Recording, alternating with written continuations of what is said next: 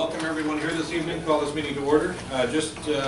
Some of you are council regulars. See you all the time, and others I don't think you've been here before. So the Hope ratepayers kindly volunteered to tape these meetings. So if you do not want your voice or persona picked up in any way, now is the time to identify that. I just flag down Ryan there. Just from a privacy point of view, some people don't like that, so I just want to make sure that that is identified. And actually, agenda approval of the agenda. Second. Okay, Councillor Stewart, Councillor Croft, moving and seconding. All those in favor? Contrary, motion carries. Adoption of the minutes. Okay, Councillor Erickson moving, Councillor Smith seconding. Questions, comments, corrections? It would appear Wendy has done a good job again. All those in favor? Contrary, motion carries. Delegations, we're fortunate to have with us two delegations tonight. The first delegation is Ms. Elizabeth Harris from the Fraser Valley Healthcare Foundation. And the floor is yours, Ms. Harris. I'd like to acknowledge Executive Director Catherine Weed here from the local hospital as well. So you're here to dazzle us with all sorts of new and exciting information? Yes, and if it's, and Catherine's my backup too, so okay, yeah. So, wonderful. This is to click right? Yeah. Wonderful, okay. And if you could press the little blue button on the top there. Right there. Okay. That'll give you a little extra volume. Okay, y'all hear me? Thank you so much, Mayor and Council, for having me today at your meeting. My name is Liz Harris. I am the new Executive Director for the Fraser Valley Healthcare Foundation. I have been with the organization just this September, so I just wanted to tell you a little bit about some of the things that we have going on with the foundation and things that we are supporting within the Fraser Valley east of the community, and so Hope falls into that community area.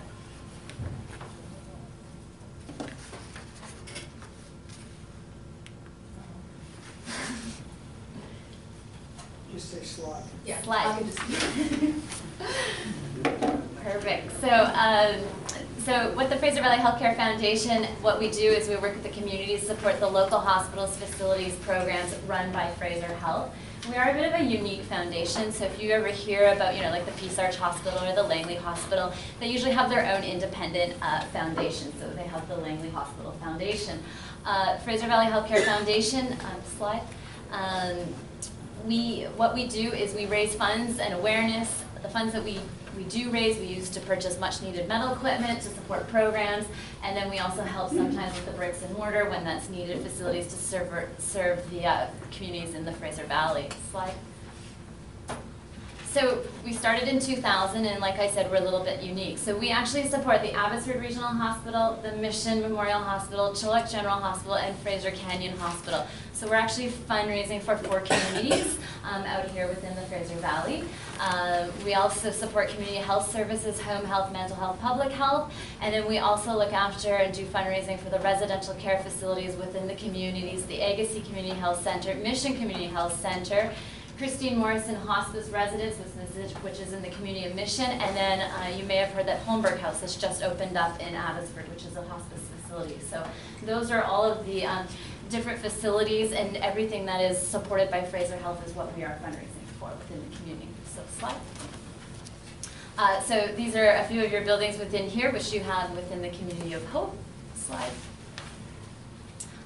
So a little bit history on your hospital, which many of you know as you are longtime residents of the community of Hope. Fraser Canyon Hospital is over 57 years old. It opened in 1959.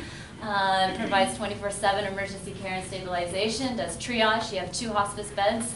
Little stats for you for 2014 to 2015. So Fraser Canyon Hospital saw over 11,000 emergency visits, treated 531 inpatients, and had over 15,000 visits to ambulatory care. So it is a very much used facility. The residents are using it greatly, and also too, I'm sure you have a lot of people that are traveling through town going on vacation or coming back from vacation that are also using the facility. So it's very needed. Slide. You also have the Fraser Hope Lodge that has 50-bed residential care.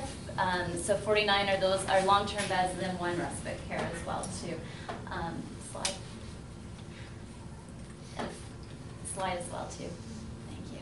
So one of the priorities that is much needed for the Fraser Canyon Hospital and the Lodge is we are raising funds to replace a bus out here in the community. We're looking to raise over $100,000. We are just in need of about $18,000 to do the fundraising for the bus. I'm sure that many of you, the auxiliary, had worked and put on a fantastic fashion show, and they do another bunch of initiatives. So funds from the fashion show went towards the funding of the bus. So right at this moment, we're just trying to find a little bit more of funds. The bus is used for residents of the Lodge and then also for the adult day program. So the bus will go out into the community. It will pick up different individuals. They will bring them back to the Lodge for a day program where they can receive some care. They get a snack. They will engage in therapeutic programs. It will provide respite care for the caregiver so they can go out and get groceries, maybe tidy up, or just get a bit of downtime. And then it will take the individual back to their home. So the bus does get used 5 days a week. It does transport about 30 individuals a week back and forth. The bus that we have right now is kind of on its bit of its last legs, and so this is a priority right now for the community that we are working on for. Slide. And so we do, deeply are grateful for your support. Also, too, many of you know that the auxiliary ladies are very strong supporters of the hospital and of the Lodge here within the community. They do a fantastic silent auction in the fall, and they have a lovely Easter tea as well, too. We are in no way of competition or anything of the sort with them, so we encourage all local businesses to provide and continue to provide their door prizes and different gifts as well, too. And also, too, if you're wanting to, support the bus and continue to support through the auxiliary, then we continue to have you do so. We just want to be a vessel to kind of help secure some extra needs that are needed for the Fraser Canyon Hospital. Slide. And so our vision is to improve the quality of healthcare for the local community. So thank you so much for having me. Thank you. And just a quick thank you for coming, number one. And thank you for all the good work you do. Thank you. And I'm certainly not here to ask awkward questions, but it seems to go with the job on occasion. You end up asking awkward questions. But the question is, like for instance, on the bus. Yes. When we talk about that as a subject matter. Now, some would argue, and this is a question that's been brought to me, and I didn't have a real solid answer. Okay. So you probably have the solid answer. The question is, the bus for the seniors is kind of an important and compulsory part of doing business as a hospital, because these folks that need the daycare program, they don't generally walk, hitchhike, or cab it to the facility. They need special assistance, and then, financially they probably can't afford a daily cab ride. So that's kind of an imperative part of the hospital running. So what? The community's been very supportive of fundraising, which is awesome. But what is sort of the rationale for that being a foundation fundraising matter as opposed to a regular operational, we'll cover this because it's a regular part of doing business as a hospital kind of? Would you like me to speak to that, Liz? Yeah. Sure. I think it's just important to clarify this because I know there's been a lot of discussion in the community about this. Absolutely, and with much of our equipment, we depend on the auxiliary simply because we're a fairly small community, so the portion of funding for capital equipment or projects or any type of equipment is relatively limited. So anytime we have a big item, we do ask for support around it. I know last time we bought the bus, it was a bit by accident, and that a few years in a row they had not allocated funds to us. And all of a sudden they said there was a pool of funds and we could. So Fraser Health is contributing 1/3 of the cost of the bus, and it would just take a lot longer if we waited and tried to build up our reserve of equipment funding to buy the bus. And then of course we have to put all other funding on hold while we're doing that. So that's why we go out to the community and look for support around it. I do know that there are levels of donors, so people can have their contribution acknowledged on the bus for the support. You're right, it's a fine line, you know, what does the health authority pay for and what is done through fundraising. And every dollar that goes on equipment is, of course, your tax dollars that come in, and you're trying to spread it out between the needs of all of the hospitals in the community. And because our community is fairly small, the amount we get for equipment every year is fairly limited, which makes big items kind of challenging. Yeah. Fair enough. Is that a fair answer? Does that answer your question? Yeah, a lot of people have asked me that question. I know, absolutely. And the other question is the existing bus, that's going to be sold, given away? It will go through our equipment disposal program, and I'm sure any money that's recouped will go into that, into the portion that Fraser Health contributes. That's my assumption, because anytime we have equipment that needs disposal, it goes through our disposal process through our purchasing department. So I'm sure they'll have it go to auction. But it'll be put directly back into the Yes. community? Well, it will go back into the equipment purchasing pot that everyone draws from. So a portion of that, I'm sure, is part of the 30,000 that will go into the Fraser Health contribution, which is approximately a third the cost. It's a little more than 30,000 that Fraser Health is contributing towards the cost of the bus. The question is, well, say say the hospital auxiliary, women's Yeah. auxiliary paid for half of the bus when Yeah. it was purchased originally. So my assumption would be half of that bus disposal amount would go back into the whole. In Recycle, reality, essentially. with this specific bus, Fraser Health actually purchased the whole cost of that bus. Okay. Simply because at that point in time, we were going through a reorganization, it was funding that was there, and they set it aside. So the whole cost of the bus that's currently being used, we did not use any fundraise dollars. for Okay, that that's good to bus. clarify. Yeah. Another question that was asked. Yeah. There you go. Two questions. Yeah. I mean, we do try to draw from capital equipment as much as we can for any of the items that we need at the hospital, but it just helps us to have fundraise dollars, just because otherwise all of our resources would go into the bus probably for several years.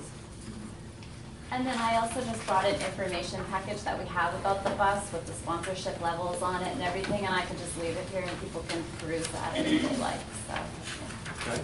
Good, Councilor Crowe? Thank you. So thanks for the presentation, very nicely done. I know that earlier in the year when you guys were going around to the community and you were looking for donations and that, for some of the businesses, it's kind of steep starting point actually, which I was told over and over and over and over again, but I never relayed to you, but nevertheless, now I get to, so. But in saying that, it would be nice to have another area on your list of gems where you can, you know, simply donate any amount you want, or they want, or whoever wants, anybody wants, and if you had posters that you wanted to put up in businesses that have that kind of outreach for donating, you'd probably be fairly successful. So how far away are we from getting the bus?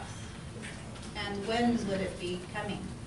We were just having that conversation, and so right now, do you want to add to it? Sorry. Well, I have a floor plan and I have a quote, Yeah. but we do need to raise the remaining 18,000 for the bus to be able to go ahead and put in the order. But I've asked our purchasing department to contract a supplier. I've given them all our specifics. So if we had the funds, I would say order it tomorrow, but we're just waiting on the remaining funds. Which is And we how much? have made it sort of our, 18? Yeah. we've made it our big project for this year because we know it's hard for the community. It's a lot of money to fundraise. So we don't want to diffuse that funding with smaller items this year. In previous years, we always give the auxiliary a list of several things, and we'll give that to the foundation as well. Although the foundation is really there to support us around these bigger items that are a little more challenging for the auxiliary to take on. But we usually do that. We usually have a variety of items that we put on our wish list in any given year. It's just like I said, this year we know it's a big rock we're trying to roll up the hill. So my mother's used that service. Okay. Yeah, and your drivers are awesome. They go over and beyond. They take people right to their door and inside and make sure they're set down and all of that. So kudos to Robert and Julie and all the rest of the fans there that get on the bus, so I'm certainly behind that. Well, thank you, Councilor Crop, for that feedback. I'll definitely take that back to the adulting program team. Thank you. So you're suggesting we should get on the bus for this fundraising? Well, perfect slogan. That was too easy to overlook. That would be fabulous. Too hard to overlook. Well, thank you very much. Thank you. Now, for folks that are really quite excited about donating to the cause, they just look them up online, Fraser Valley Healthcare Foundation? Yeah, and my card is right inside this kit. So Okay, you but can- a number of folks watch it at home on YouTube, so Oh. if they type in If they- .fvhcf.ca, and if you go on Ways to Give and click on the Community of Hope, you can find all the details there. Superb. We can get there. Sounds very good. Perfect. Yeah. Make sure we put it on our website then. Thank you so much for having us. Thank and you your for coming. time. We greatly appreciate it. You're welcome to stay for the rest of the meeting. Thank you.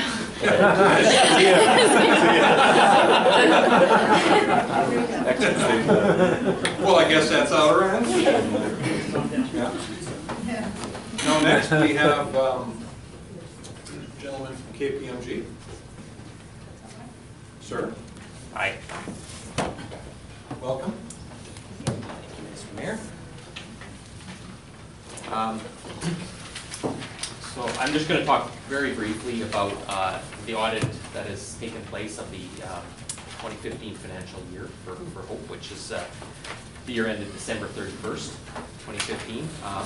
I'll just have a few comments on it and then talk about a few high-level numbers on the financial statements as well. So, as far as the audit process itself goes, we are completed our audit other than approval of the financial statements by the council. So once they're approved, then the audit will be complete and we can issue our final audit report. Our audit report is what you call, I guess, a clean opinion, which is the opinion that you like to see on your financial statements, which means no subjects to it or anything like that. So it's an unqualified opinion, which is good. A couple of items, some of the procedures that we do, we are required to, in addition to auditing the numbers on the financial statements, which we do, and we do a number of sampling and looking at documents and discussions and confirmations, and there's a lot of processes involved with it. We also look, we do have a look at the internal controls that are within the District of Hope. We don't do a control-specific audit, because that's a different process, because we're doing a financial statement audit, but we do look at those, and we didn't come across any concerns where there were breakdowns of controls within the organization. The other piece that I wanted to just let you know, that we're required to let you know that we as auditors at KPMG are independent of the District of Hope. So we have to declare our independence from this organization, this community. So that is kind of an overall, just a few comments. As far as the financial statements go, which I believe you have in your package there, the one that says page 1 is about 2 or 3 pages in, but it has page 1 at the bottom. That is your statement of financial position, so that's where we, at a point in time at December 31st, 2015, this would be what you generally consider your balance sheet at that point in time. And it's broken down into a few categories there. You can see you have financial assets at the beginning, so that's cash, investments, accounts receivable. Those items totaled 18 million at December 31st, 18.3, up from 16.5 the year before. Below that you have some financial liabilities, which is things like payables and long-term debt and some of those items. Those things all total up to just under 8.3 million. So your total net of that net financial assets is $10 million. Last year was about 7.8. So it is up this year as far as your financial health this year. The next category is non-financial assets, the biggest item being tangible capital assets, which is all of the assets of the district. So that can be like sewer pipes and roads and water and all different, a whole bunch of different things. And that's why it's such a big, huge number. It's 39 million, but that's kind of the cost of doing all these things over all the years that they've been working on them. And they are amortized each year as well. So, and that just brings you down to your total there. page 2, that is your statement of operations for the year, commonly known in the outside of the municipal world as your kind of your income statement. It's kind of your year in review, so it's for the year ended December 31st. The first section talks, it lists all your well, it has a column of your budget, and then it has your revenues for the year 2015 versus 2014. You can see them there. So total revenues for the year, 12 million, just a little shade over $12 million dollars. You know, the biggest bulk of that, of course, is taxation, but of course there's lots of other things, transfers from other governments and services and licensing and all kinds of different things in there. Your expenses, you can see that as well. These are non-capital expenditures, I guess you could say, because when I said tangible capital assets before, those are your capital expenditures. So these are your operating type expenses, whether it's, you know, policing or utilities or interest on debt or all those general government, recreation, all those sort of categories are in here. You can see them categorized there. So the total expenses was $9.96 million, leaving an annual surplus this year of just barely over $2 million compared to 1.8 the year before. The next two statements I'm not going to spend any time on. It just kind of re-shows that same information in different formats. And then after that are your notes to your financial statements. They give a little bit more detail on some of the numbers, they explain some of the things. I'm not going to read through them all. There's a lot of reading there, a lot of numbers. And, I won't do that other than to say that your accounting policies are consistent from last year. So there's no changes in the actual accounting policies that you're using. And so yeah, so I'll just leave it at that. So, that's any questions? And I think a couple of notes of thanks go out to one to Mr. Korolowski, because for some time he was doing both duties, Director of Finance and CAO, as we were looking for Mr. Curtis. So obviously things were on an even keel while he was in charge. And then special thank you to Dale Cordes for coordinating with the auditor and making sure everything was in shape for them as they came to do their thing as auditors. So I guess their keepers would be the... I would say so. Would be the... comments from council, questions? Thank you. Carry on. Thank you so much. There's a seat there for somebody. And you as well are welcome to stay for the rest of the But I'll just keep standing here. No pressure. No pressure to stay.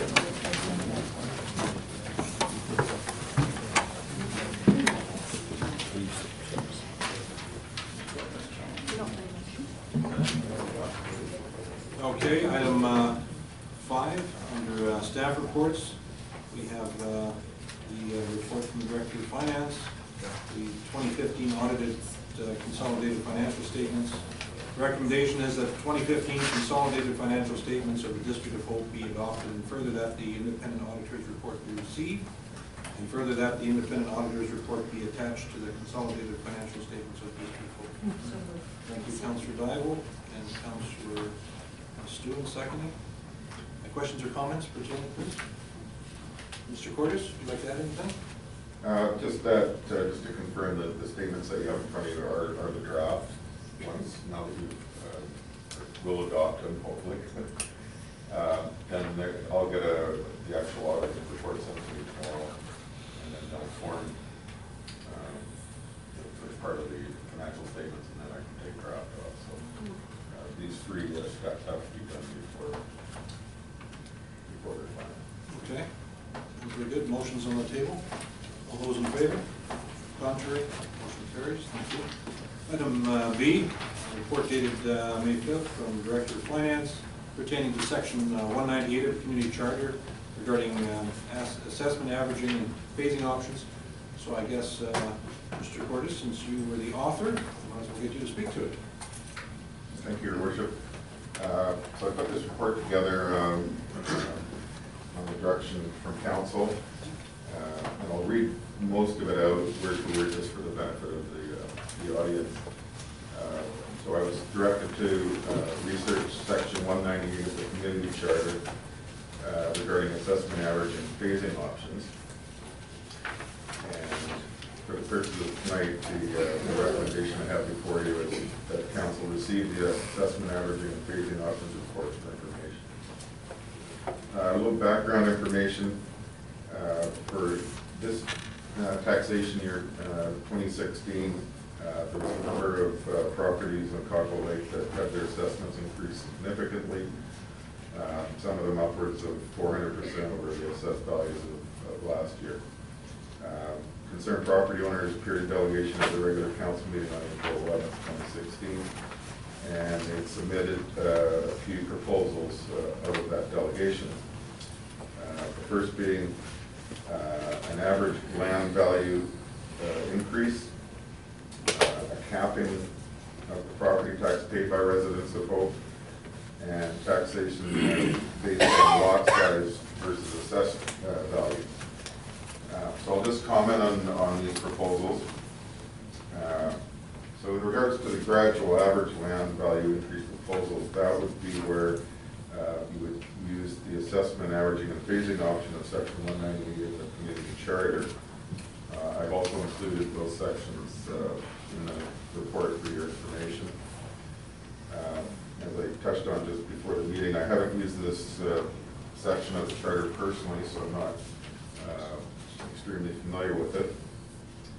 And then when I was doing my research, I contacted ministry staff, and I was told that no other municipality in the province is using this section outside of the city of Vancouver. One of the comments that the ministry staff member made to me was that it was their understanding that the reduction in the assessed value of the affected properties would reduce the taxes collected on these properties, and this reduction would need to be offset by an increase to the remaining properties within the municipality. As far as a capping proposal, it's not an available option, as we're required to use the assessed values provided by BC Assessment at a tax rate that the municipality determines based on the budget needs. So the charter does not allow a municipality to cap the amount. It's strictly an assessed value times the tax rate, and that's what we have to live by as a municipality. And that's the amount that's due and payable to the municipality. So we don't have the option of capping properties at a certain level. A system based on a lot size versus an assessed value system is also not an option, because again, the community charter outlines the process for property tax values in section 197, where the collection process uses an assessed value and a property tax rate system, which I just touched on. So obviously the assessed values take into account lot sizes. I mean, that would play a part into the land values, obviously. So the bigger your lot, the higher your assessment. So in a way, they are doing that. However, it's not strictly on a lot size. It's based on the land and the improvements. So again, I've attached the appropriate sections of the charter for your information. There's a BC regulation on assessment averaging also attached for your information, and just for information, a copy of the City of Vancouver's bylaw regarding averaging land assessments for 2016. And that's basically what I have to report on. It's basically an information report. I've got no personal recommendations on the matter at this point in time.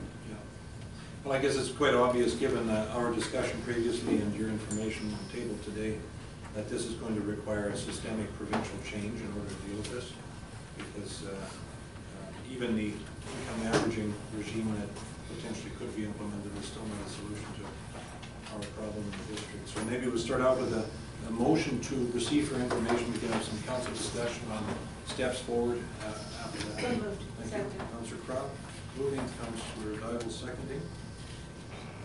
Council discussion? I wasn't here at that meeting on the 11th. Is this property just all lakefront property, or was all of Cockrell Lake property? Was all of Cockrell Lake properties, or just the lakefront property? It's primarily lakefront, fronting up on the lake. And I'd also like to make mention, if I may, Your Worship, and for the members of the public, that we have a commitment from the President and CEO of BC Assessment to investigate this with the staff and get back to us as soon as possible, as soon as he can. Yeah. Okay. Sounds good. I'm sure they've received quite a few concerns about these issues. I do have a comment, Judy, thank you. Again, at the April 11th meeting, I had indicated that it could be something that's brought through to UBCM because it is a systemic provincial issue that needs to be addressed. You know, bearing the burden across the taxation of the municipality, is it something that I think that we can afford to do? So I would like to see something go to the what's the acronym? Lower Mainland Local Government Association. Thank you. Yeah. To take forward to UBCM for a resolution, because I don't think it's just going to impact Hope with the home prices and property values. I think it's going to be something that's going to be significant. So I know you sit on the local government Lower Mainland. I got them back. Yeah, pretty good. Lower Mainland Local Government Association. Yeah, it's a mouthful. Yeah, so that would be my recommendation if we can look at that. And that shall be done for sure. Councillor Crowe? So if Councillor Dybel wants to make that a motion for staff to bring back a drafted. Well, I think we have one motion. Let's tuck that away quick. I'm sure no one's going to oppose a motion to receive for information. No, so. but I'm just All those saying. in favor? Yeah. Okay. And then you're Yeah. Councillor Dybel Yes. opposing, Councillor Crowe second? Yeah, Yes. draft that and bring it back so we can have some. Send it action. through the LMLG and all. Thank you. Yeah. Okay. All those in favor? Councillor? And I think on all these, we should CC our MLA as well. You naturally will see the draft resolution include the full version. Absolutely, but it's important.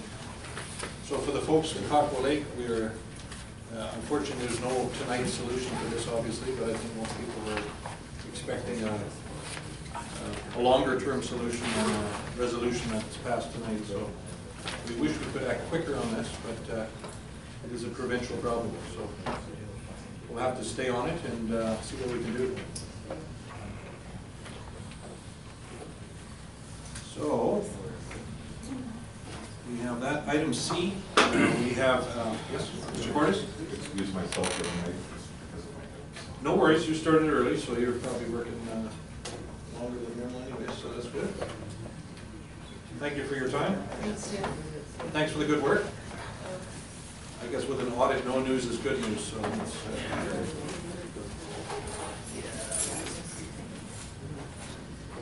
so, item C, pertaining to 417 Rupert Street remedial order. Council is not a stranger to this. We've done this in the past for the property close to City Hall, and effectively dealt with that problem. So this is a similar issue. So what I'd like to do is I'll read out the suggested motion from Ms. Bellingham, and then Ms. Bellingham has some visual reinforcement of what she has identified as the issue with bylaw enforcement, and then we can have a discussion and a vote on it. So, recommendation is that council, under the authority provided in section 74 of the community charter, and after viewing the photographs of the property provided in the staff PowerPoint presentation, declares that the property located at 417 Rupert Street is so unclean as to be offensive to the community and neighborhood, and as a result is declared a nuisance, and that required remedial action to remove the accumulation of debris and discarded materials on the property, as well as to neatly organize any items deemed necessary to remain. And further that, council imposes the remediation action upon the registered property owners, Mr. and Mrs. Kenneth and Darlene Smith, in respect of the property noted above, to remove the accumulation of debris and discarded materials, including but not limited to the partially dismounted vehicle, various scrap metals, car parts, as well as to neatly organize and cover all items deemed necessary to remain. And municipal action at defaulter's expense, and further that council authorized staff to take all appropriate actions in accordance with section 17, municipal action at the defaulter's expense of the community charter, to ensure that the property is brought into compliance with the remediation action specified above, provided that A, the property owner has not fully complied with the remediation order on or before the compliance date specified in the applicable council resolution, and B, that all costs incurred by the property to bring by the district to bring the property into compliance shall be at the expense of the property owner as per section 17 of the community charter. These costs shall be treated as a debt owed to the District of Hope. And further that, council sets the time limit for compliance with all of the above remediation actions at 60 days commencing May 9th, 2016. And further that, council sets the time limit for a notice of a request for council to reconsider the remediation action requirement be set at 14 days commencing May 9th, 2016. So a motion to that effect, please. Okay, moved. Moved, seconded. Councillor Smith, Councillor Erickson, Ms. Bellingham, if you'd like to speak to this.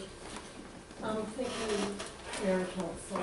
You'll notice in your, the report that I prepared for council, I did provide a chronological order of events. And I did start back at 2015, although I guess this is being, my understanding going on prior to that. So what I'm going to do is to show you a history of pictures of where we started back in March 2015 to where we are today. And I will note that in the report that at one point, there's two parts to it where I'd served notice to the property owner and tenant, and some of it was to have some of the noxious and offensive materials removed, which was quite a collection of batteries, oils, and fuels. And they did comply with that within the 30-day notice that I had given them for that. So some of those items will appear, and I'll point them out where they've been cleared up. So this is showing the property from March 2015, and you'll see some of the, well, this one isn't short, but further on I'll show you some of the items. So we're still in March 2015. So you'll see there's quite an accumulation of a variety of vehicles that aren't being used, vehicle parts, motorcycles, other lawnmowers, tires, quite a bit of lumber and debris collecting on the property. So these tires that are out here, you'll see later on have been nicely tucked away by the edge of one of the fences. And this is showing being in front of the property, and now we're in July 2015. And along the side of the house. So these batteries, and here containers of oils and gasolines, they have all been removed from the property. And that's looking from the lane towards the house at one section. Moving into 2016, the front of the property up here, this vehicle has since been licensed. It was unlicensed, but has since been licensed. Still remains on the road with a collection of items in the back. This vehicle here was identified by the tenant as being one that would be removed, along with this one.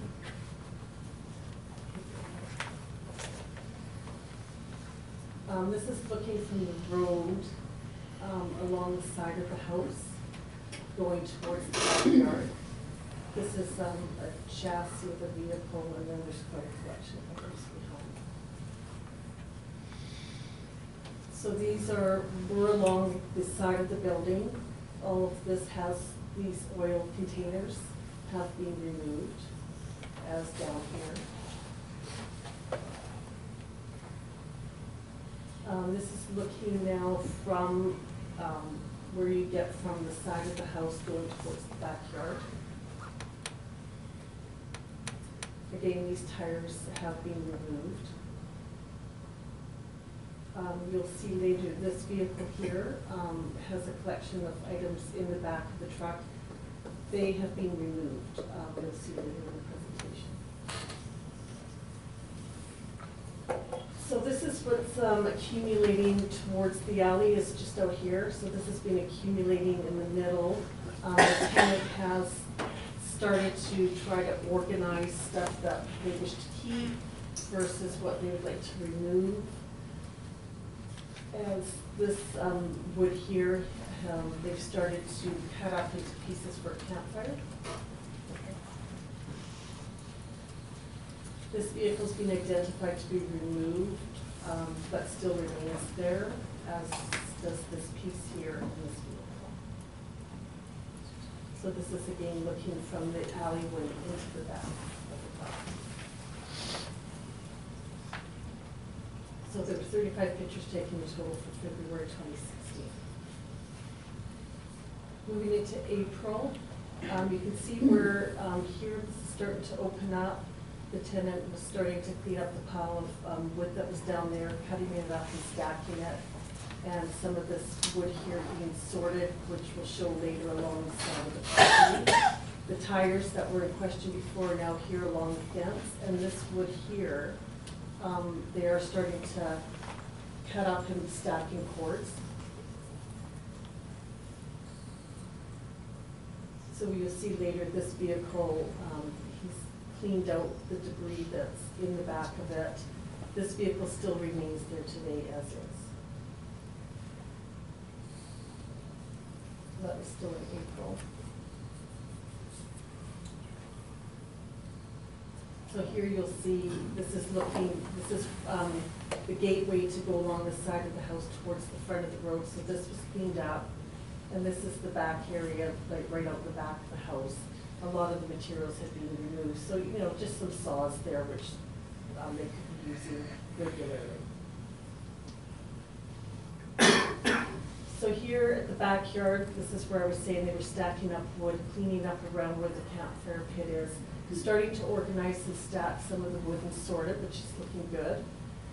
And this is sort of going into their shed, so this is still here, but working on organizing the wood. And here is where the tenant's using to sort of sort some of the debris.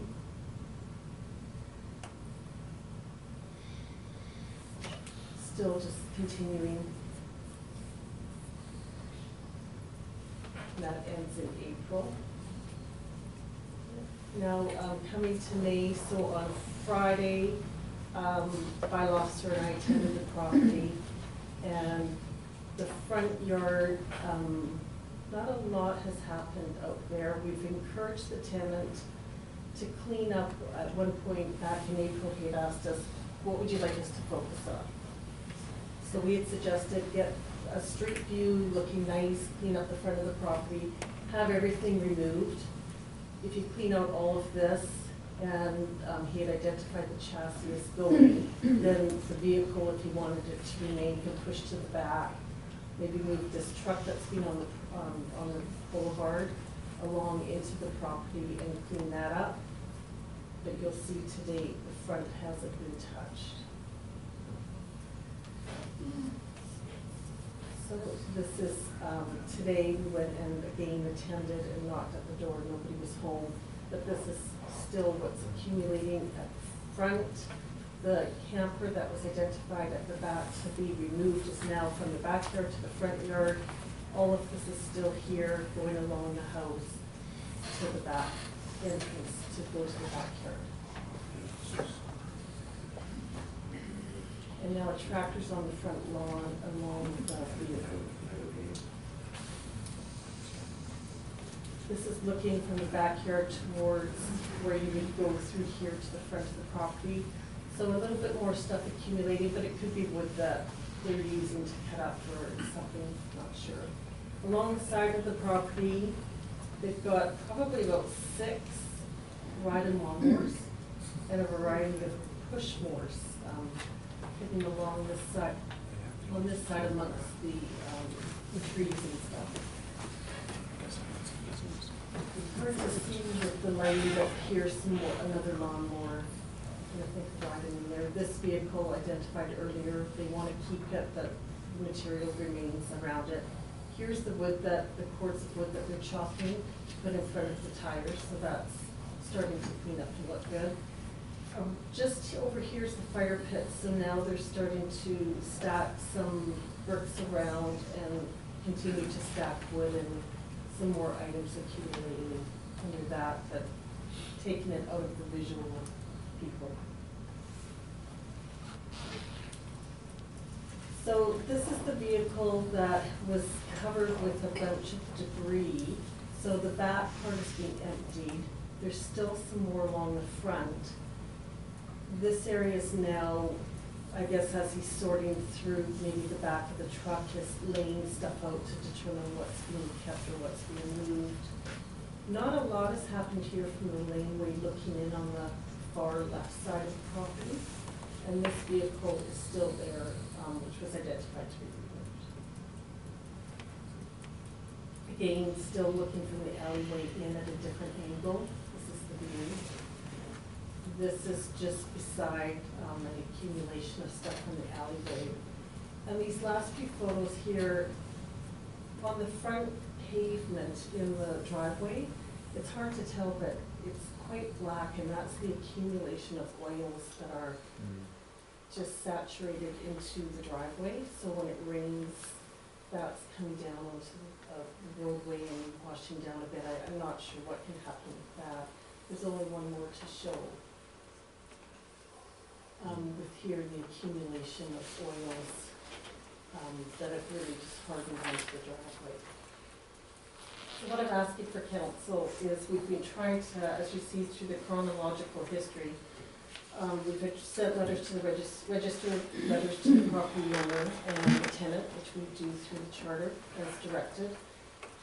We've been trying to seek meetings with the parties involved to meet with me, and I wasn't able to meet with them, as you'll see later, until sometime into the process. The bylaw officer and I have been attending the property to work with the tenant on a weekly basis to try and encourage improvement and see what's been happening. Up until Friday, that was probably the first day where I could say I could see some, in my opinion, significant movement happening with some sorting and that. But up until then, I said it didn't look like a lot had left the property, although the tenant had said, you know, he's taken some truckloads out. So what I'm looking for council is that the 60-day notice, the resolution be passed as proposed. What will happen is a registered letter and notice will be given to the property owners involved and the tenant. They will have 14 days if they would like to come before council. They can provide written notice to me that they would request a reconsideration of council. So I would need that by May 24th. And if they want to have a reconsideration by council, they can delegate before council on June the 13th. If council so chooses to change the remedial order, that would be the wish of council. If not, they would have then 60 days from June 13th. If they don't request a reconsideration, the 60-day notice would be up on July 8th. And I think the process just got easier, Ms. Bellingham, because Mr. Smith is here tonight, and during the coffee for council session, he indicated he wanted to present to council, so we can put him as a delegation for the next council meeting. So by the charter, it's supposed to be that he'll have to give me notice in writing as well. We would need, I would think we would have fair opportunity as well with the property owners who would be directly affected because they would be the ones having to pay the bill, should be given opportunity as well to address council if they so wish. Okay. So Mr. Smith tonight can't, there has to be an opportunity for the property owners as well. Because what will happen is the bill goes to the property owner. If the property owner fails to pay the bill, it goes on to the property taxes by the end of this year. So they will be presenting on behalf of their son, is that how it would work? They should be given equal opportunity to state their case too. I Okay. mean, they will be the ones directly paying the invoice. Okay. And it will be given to them as the property owner. So as much as Mr. Langdon is welcome to speak on the 14th, should council, your due diligence would be as equally responsible to hear from the property owner. Okay. Sounds good. Motion's on the table. Questions or comments? Yeah. Question, if I may. So there's obviously a goal within the 60 days to get to a point. So has that goal been clearly identified then? Like specifics, I guess? Is that part of the Well, process? the bylaw officer and I have been meeting with the tenant on a weekly basis and walking the property with him and telling him what needs to be removed. even encourage that if you wanted to get one of those Costco tents for, not so much a container, but you know, the canvas tents that you can park your car in and close it off, that might be a good step in the right direction to sort of put items that they wish to keep under that, so that if, I mean, it's not our wish to have to go upon the property and have to do the cleanup. If we had to, then any items that were in there would remain there, and they would be out of the view of the neighborhood and present a more pleasing look to everybody. Okay, Councillor. That just spurred another question then, just more or less about the process, more than the specifics of this property. But, so if after 60 days it was not cleaned up, I guess that's another question. In whose eyes, who's determining that it's not cleaned up sufficiently? And then from that, what items, who determines what items stay, what items would be taken away by the district's contractor? So I guess it would be myself that would be attending the property to make that determination. And I do try to work with the property owner and tenants to deem what would be reasonable to remain on the property. And of course, council is free to provide that guidance as well. So our hope is that if this resolution passes, that we get compliance and that no further action is required. But if we don't get compliance, it does give us the ability to take action and bring the property into a conforming standard. So when you deliver the notice that there is an appeal period, will there be attached to that sort of a notice of expectations as to what is considered? So there's no room for ambiguity and misunderstandings. I would assume that at some point there'll be in writing saying this goes, that goes, this stays. Would that be a good way to go, or? Well, we'll put notice, a certified resolution together of what's been passed, and then I've been trying to meet with the property owner. I've had one opportunity to meet with him, and I would like to walk the property with the owner and the tenant to identify what we want done. We had identified for them to, with the tenant to focus on the front of the property. He had asked for some clear direction on what to focus on, so we gave clear direction to focus on the front of the property. But that action hasn't taken place. Okay, Councillor Crowe. So thanks for all the work that you've done and staff have done through our mayor to you, Donna. I know that it's probably uncomfortable for everybody because nobody likes to go in and start asking someone to do things that, you know, on their property. So I'm pretty sure that didn't happen overnight, so it's taken a while to get it kind of sorted out, I'm sure. So I would like to, I don't even want to be sitting here today to do this, but I think that we need to kind of get that ball going so that people understand that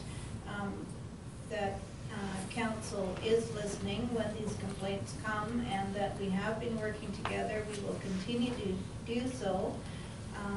I really hope that it's up to the property owner to determine what stays and what goes, certainly not staff. I would hate to see that happen because it's not belong to anybody here. And so the focus, in my opinion, is getting it tidy and cleaned up, and so that people aren't complaining about it. So, you know, basically in a nutshell, if you can manage to work on that within the next month and a half, you'll be my star. Because I'd like to see you live in peace, and I'd like to see your neighbors kind of living in peace too, because we all live in a small community. And we certainly want you here. Thank you. Okay. Okay. Additional comments from council? All those in favor of the motion? Okay. Contrary? Motion carries unanimously. Thank you. Okay, we have no committee reports under mayor's report. A number of things. First off, congratulations to the district for their amazing water quality. We've had there's no big. I don't think anyone's getting a news flash here, but the British Columbia Water and Waste Association, we won the best of the best tap water test, and it's kind of a nice feather in the cap for Hope, so I guess a special thank you to the staff for maintaining a quality water system, and a special thank you to recruiter for making it happen. Mr. Dickon, do you have any comments? As the head of Public Works, some insight. I don't want to water down the conversation, but you probably have something to say. Well, just that I think staff and the community at large should be really proud of the water that we're all very fortunate to drink. That's right. And that this was the first year that we'd entered the contest. And I had a staff meeting just shortly after I started, and I'd asked our water and sewer foreman if he wanted to go to the conference, and he said yes. And I had mentioned to him about the tap water taste test, and that I think that we should enter. And no credit to him, he took the ball from there and rolled with it. And I got a message right away from him that day, and everyone is quite pleased and very proud that Hope has won this award. And like I say, it's much more than staff here at the district. It's a community thing, and that's the way that staff looks at it. So kudos to Hope. Yeah, excellent. Now, I think the next point, I think, is a very important point of clarification. There was an interesting banter on social media this week, and I am not one to partake in banter at length, but the one thing that was kind of interesting was there was a news item in Merit where a gentleman, Mr. Hull, stated that the community of Hope was identified as an equal partner in the biosolids venture, and that the company was discontinuing negotiations with the district of City of Merit and going to Hope. Now, I personally don't know what the gentleman was talking about here, but suffice it to say, the district has not entered into any negotiations, contracts, serious discussions with that company.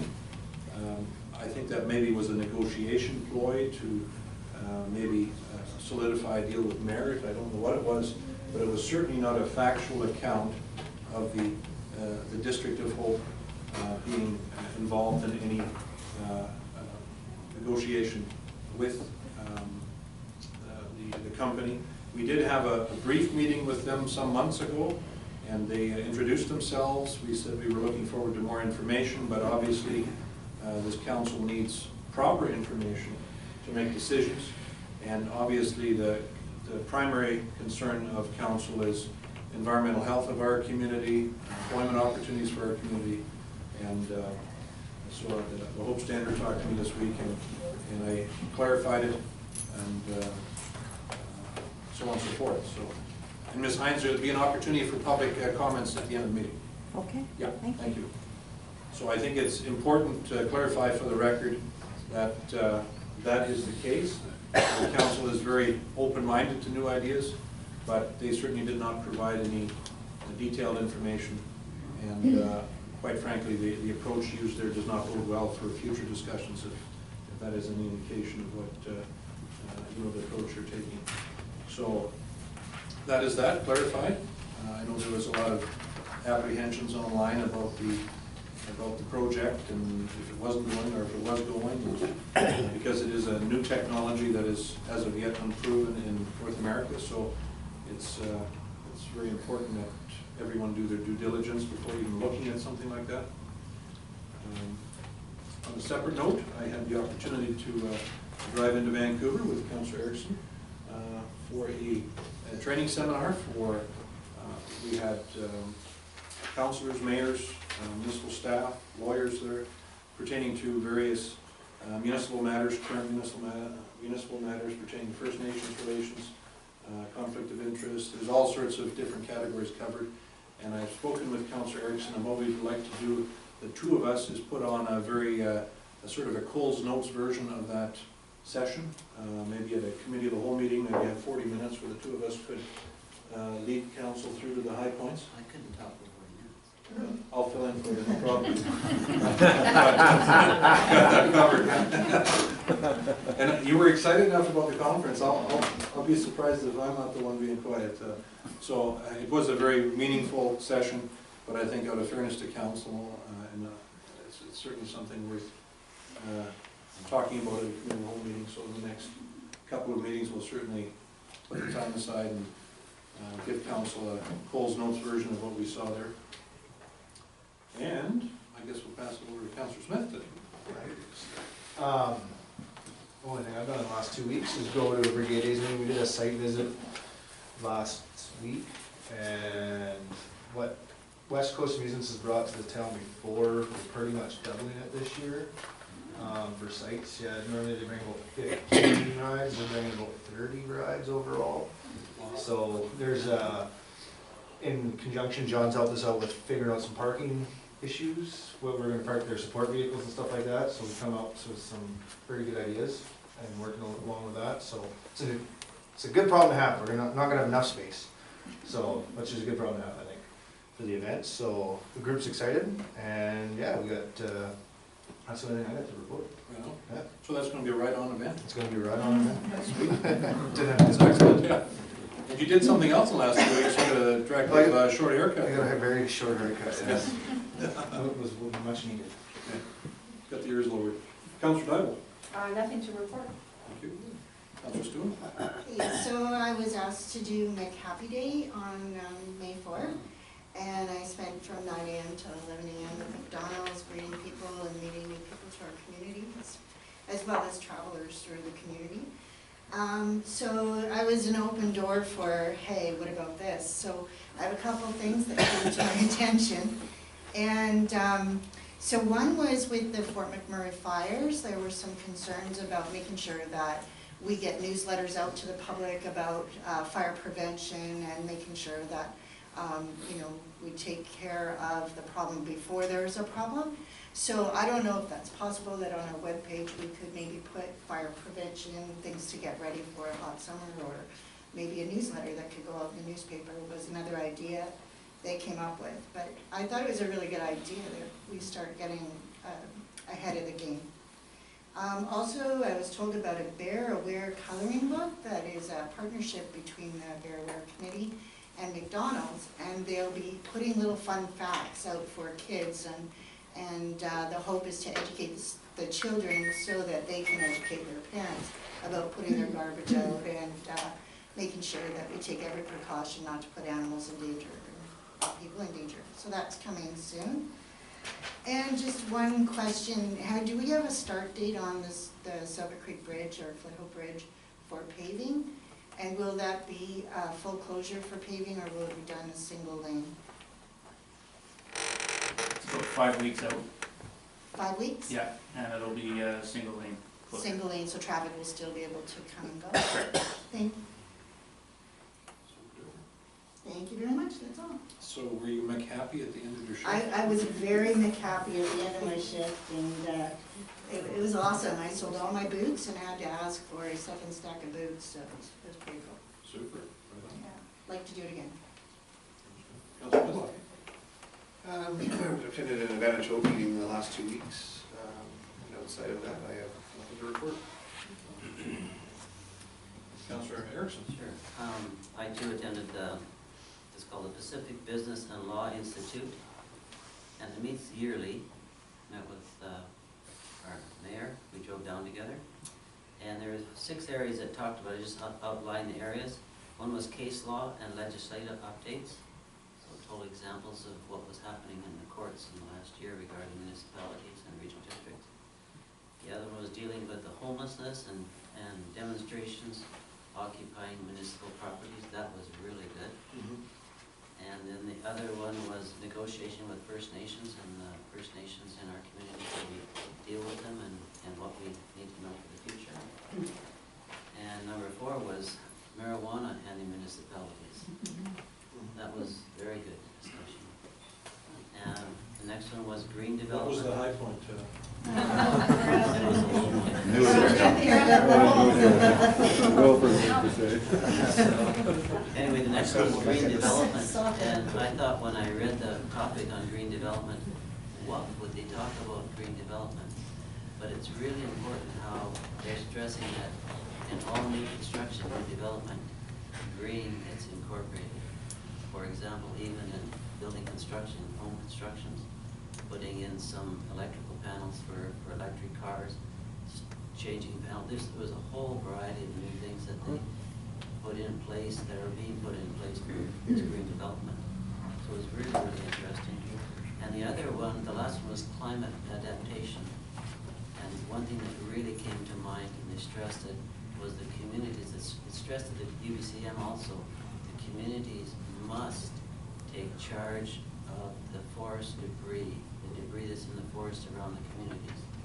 For example, like all around the nature trails, the golf course, Hope Slide area, Hope Lookout area, all around, so that if fire does start, we're in good, the debris would be clean, and we wouldn't have so much fire close around the community. They stressed the real importance of that. Anyway, that was a very interesting day that the mayor and I had. I also attended a ratepayers meeting, and they were very concerned of the article that was in the Merritt Herald regarding the biofuels. They were wondering why we didn't talk as enough of the community. And then the other thing they talked about was a lot of discussion regarding the station house, why the work has stopped, and what's the cost, and why no information is getting out to the public regarding that. And it was long discussions, like an hour and a half discussion on that. So that's all I have to report. Thank you. Thank you. So for me, I was also a McHappy girl, and we had, I've been actually doing it for close to, well, 15 years or so, and my mom was the one that started doing that in Chilliwack, so she was a McHappy McMom, so that was good. The money that was raised, of course, as most people know, goes to the Children's Hospital, and I know that on the 4th, when we did that day, I believe I was told that there was $1,600 raised, so that was fantastic. And one of my first customers, if not the first customer at 7 a.m. was a family that was going back through to Dawson Creek, and their little boy has leukemia, and he was in the Sick Children's Hospital. So it was really special to be able to be meeting them. It was quite a coincidence that they came that day, and so we put William's name on the boot, and we used William as an example of, see, this is what your money goes towards. So that was really great. So I do appreciate and am humbled and honored to be able to do that. It's called paying rent on the footprint that we live in, giving back. So that's something that was important. The fires in Fort McMurray are burning a bunch of that giving back, and I know that some of the restaurants, including McDonald's, are creating an opportunity to give money or buy a whatever, say a hamburger, $1 goes towards I guess it's the Red Cross, and then of course the federal government is going to be matching all the money that the Red Cross gets, so it's actually doubling. So it's really, really excellent the way people are thinking it through and making this this money work for the different communities. So I'm really encouraged, and I appreciate everybody that's out there giving back and doing it with a good heart. So thank you for that, Hope. That's it. Thank you. And I think, as I was thinking here, one thing I should add to my presentation is a thank you to council and administration for their work on dealing with the Pollution Control Center issue. As regular attendees of council will recognize, we had some regular discussion on this issue, and I think what I found good about this is council has decided to very clearly plan for the future. We are currently operating the Pollution Control Center under a grandfathered environmental license, essentially. So the current Pollution Control Center does not pass modern guidelines, but we're operating under that grandfathered certification. So the concern by council and MIN was that if we lose that grandfathered status, that we will have to, in a very short order, conform to new affluent standards. and because we are one of the only communities in BC operating under that grandfathered certification. So what we have decided, and the grant was put in time, thanks to Mr. Dickin and Mr. Poloski and the rest of staff that was involved. It was put in time, and included within that grant application was an upgraded and enhanced application to include the disc filtering system and the UV treatment system, so that would better position us to have higher quality affluent going into the river and allow this to be less of a headache and a ache on the wallet in the future if the grant is available. And of course the argument for applying for that was not only to prepare for the future and to save money for the future, but also that it's probably going to make our grant application more marketable to the granting authorities because it is an environmentally more friendly operation at the end of it. And of course, our federal government has indicated that environmental stewardship is very important. So there's kind of many reasons why this grant has a very good chance. So I'd like to thank Council and Admin for that. As well, maybe a quick notation on the station house. There's been a little bit of interesting information or misinformation flow in the community. I've heard talk about the district has decided to spend another $700,000 on this facility. This is not the case. What has happened is, in order to apply for a grant, the total project cost has to be included in the financial plan for the district. It's very specific when you apply for grants. So it has to prove that it is possible to complete the project. So the chronology is, by the end of the month, we're going to clearly identify the exact strategy for applying for the grant, who will partner with us, if any partners, and then we can decide on a path forward. There's a unique opportunity with the Rural Dividends Fund to seek out some funds for this project potentially, so we're going to go ahead, full steam ahead, decide on a real effective plan of attack. And in order to do that, hopefully we can save the public some money. If we do not get the grant, then there'll be an opportunity to revisit the issue and then talk about the possibilities at that point if we have to fund it ourselves or wait for additional grants, that sort of thing. So this is not an indefinite hold on the station house project. I know it's a project a lot of people are interested in. So there isn't work going on there now, but I'm sure there'll be work going on there very soon. So, and Mr. Dickin is a very quick study, so he's on top of this in a big way, and I certainly appreciate that. So we'll keep the public apprised. Yes? Would you like to highlight tomorrow's event? Tomorrow's event? To encourage the public to- Oh, well, yes. Yes, I do actually. This is a walk with the dock, and I think since the mayor's writing is smaller, I think the addition of the mayor is probably an afterthought. So the main purpose is here to support your doctors and give them feedback on what healthcare needs you have in the community. It's put on by the Doctors of BC. I believe it's happening in many communities in BC. The Chilliwack Division of Family Practice is sponsoring it, and then of course the District of Hope. So it's May 10th, tomorrow at 5:30 p.m. right in Memorial Park. And it's a walk, so you don't even have to bring your fancy running boots. Just bring semi-comfortable shoes and go from there. So, and you get a free dog too. You can bring a dog, correct? Yes, Just bring a pooper scooper. Most responsible pet owners do. That's true, but not all pet owners are responsible, as you know. So, yes. So there we have it. I think that's it for my long-winded mayoral presentation. So, I guess moving on to item 8, permits and bylaws. We have official community plan amendment bylaw number 1369, 2016, and that is pertaining to 1005 Water Avenue, current landowners, BC Transportation Financing Authority. This is pertaining to a previous discussion council had, and the recommendation on the table is that the District of Hope official community plan amendment bylaw 1369 2016 be adopted this 9th day of May 2016. And question would be, Mr. Poloski, is there anything that has to be added to this? Your Worship, no, at this point, unless my colleague, Mr. Gill, has anything to say. Your Worship, no, I have no comment. Pretty Okay. straightforward, as read before. Yeah. So good. We have a motion to that effect, please. So moved. Councillor Smith moving. Seconder? Okay, Counselor Erickson. All those in favor? Contrary? Motion carries.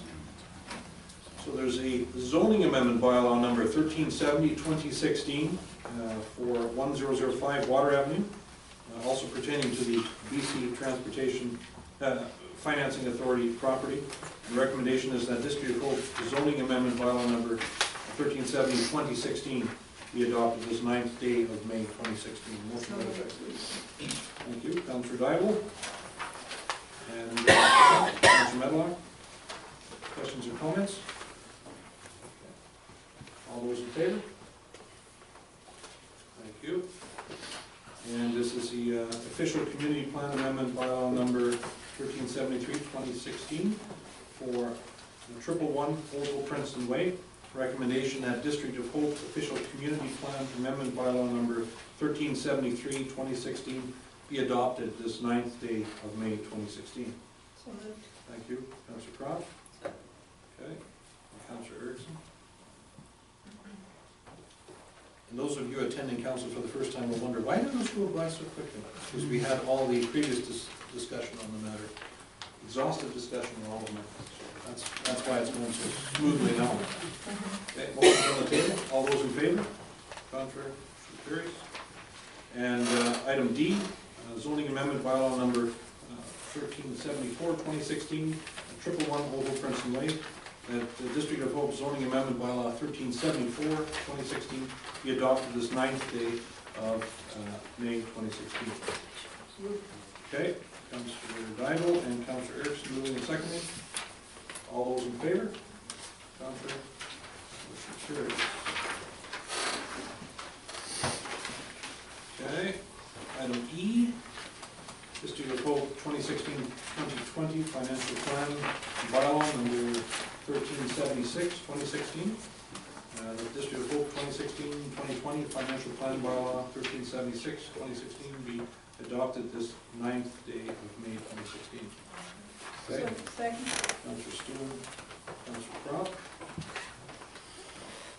And Mr. Forlowski, this is a direct reflection of what we previously discussed, correct? Absolutely, Your Worship and Council, and this is a legislative step that must be followed in order to meet the provincial requirements. Okay. All those in favor? Contrary? Motion carries. Item F, pertaining to the District of Hope annual tax rate bylaw number 1377, 2016. The motion to adopt this 9th day of May 2016. Councillor Medlock, Councillor Smith. And just a message to anyone here that hasn't attended the budget meetings, we had some very exhaustive discussion pertaining to the budget. We looked at all the line items. Staff was very effective at fine-tuning the budget and trying to make sure that we all get maximum value for the taxpayers' dollars. So I would have to say that was some very good work. We had some long meetings, but I think time spent at this level is time well invested, so I'd like to thank council and staff and the public for attending, those that were there. I think having exhaustive discussion on the budget is very important, and I think suffice it to say, the majority of people are excited about the value we get for the money. Those that I've talked to anyways, so motion's on the table. All those in favor? Thank you. Motion carries. Now we have a rather lengthy development permit here, so I'll read it out and we get a motion on the table and get Mr. Gill to speak to it. The recommendation is that the District of Hope geotechnical hazards development permit area number 6 and environmental and riparian areas protection development permit area number 7 be prepared for the property at 66386 Cockrell Lake Road for the construction of a single-family dwelling and permitted accessory structures, and further that the purposes of the development permit validity period, the conditions of the development permit shall expire on May 9th, 2018, and further that the purposes of any associated building permit that the substantially started construction shall mean the completion of the foundation for the proposed single-family dwelling as certified safe by a qualified professional, and further that upon the District of Hope receiving an acceptable certified report from qualified professionals confirming a site-specific safe building site for the property at 66386 Cockrell Lake Road. Authorize the Director of Community Development to endorse the geotechnical hazards development permit and the required covenant documents. Quite a mouthful. You have a mover and seconder for that, please. Thank you. Councillor Dival, Councillor Smith. Report from Mr. Gill. Your Worship, Honorable Council, the applicant is wanting to build a single-family dwelling and also have a maple syrup farm on the property. The maple syrup farm does fall under the hobby farm use as a permitted use of the country residential zone. The property falls in a high to uncertain geotechnical hazard development permit area, and therefore a qualified professional is required to come up with a safe building site. The applicant has retained the services of a qualified professional for this. Also, the property has a couple of water courses that run through the property, and as per the riparian areas regulation, anything that feeds into a body of water where there's fish habitat requires a riparian assessment. And therefore, they have retained a QEP, which stands for a Qualified Environmental Professional. So what's happening to them, into that market sounds like a sweet idea. You knew that was coming. Okay. The motion on the table. Questions or comments from council? Yeah, I do. Okay, Councillor Crowe. Thank you. So I guess this is a pretty tricky property, eh? There seems to be a lot of things going on there, so, but the envelope, the building footprint will not be in those highly geotech hazard area? Is that the idea? Your Worship, through you, Councillor Croft, the actual site is located in the high to uncertain. However, it's not located in the flood erosion hazard. I had sort of described that section because it's not in the floodplain of Area B of the East Cockrell Lake floodplain. It does not require a development permit. However, the qualified professional that they've retained will still look at that hazard as it applies to the property. Okay, thank you. Okay. Motion's on the table. Additional comments from council? All those in favor? Contrary? Carries. Thank you. Item 9A, correspondence, page 85. Motion to receive, please. Okay. Councillor Crowe. Seconder? Councillor Stewart? All those in favor? Thank you very much. Public question period, and I think Ms. Hines, due to her eagerness, gets first dibs on this. With regard to Emergent Waste Solutions, Yes. I did call the newspaper and asked where they got their information from. And they said that they got it from Mr. Kevin Hull. So I called Mr. Hull and got a wealth of information from him after a 40-minute conversation. He was approached by Advantage Hope for partnership or saying interest. Apparently, they went, Stephanie, I believe Mr. Medlock, and a few other people, and he told me, Mr. Hull, that I needed to call Stephanie Hooker to find out who the delegation was. I did a little research on the process as well. He told me that he has been up to Hope twice visiting here. Once, I believe, was at the rec center, perhaps, and once was here. He said that it was suggested to him that maybe a consortium of investors could be put together. He also said that what he's looking for is a good buy-in from a town and the people, that he's not looking for financial anything. Is this correct, Mr. Medlock? Well, part of what you're saying is correct, yes. Okay, he said that the town of Hope itself has not offered to help financially, which is something that I wanted clarified, because the article was quite misleading. It was open to a lot of interpretation, shall we say. Let's see. No funding was offered up or asked for from the town of Hope. He said he's basically looking for a town to give us the time of day. That was what he was said. But I was quite surprised that it was Advantage Hope, because it is my understanding, and please correct me if I'm wrong, that Advantage Hope is the economic development arm of council and this town. Yes. So this was done to anybody's knowledge in here? Other than Mr. Medlock? They've explored dozens of opportunities. I'm not asking about dozens of opportunities, I'm asking about this one. I'd like to comment. Yeah, go ahead. Please.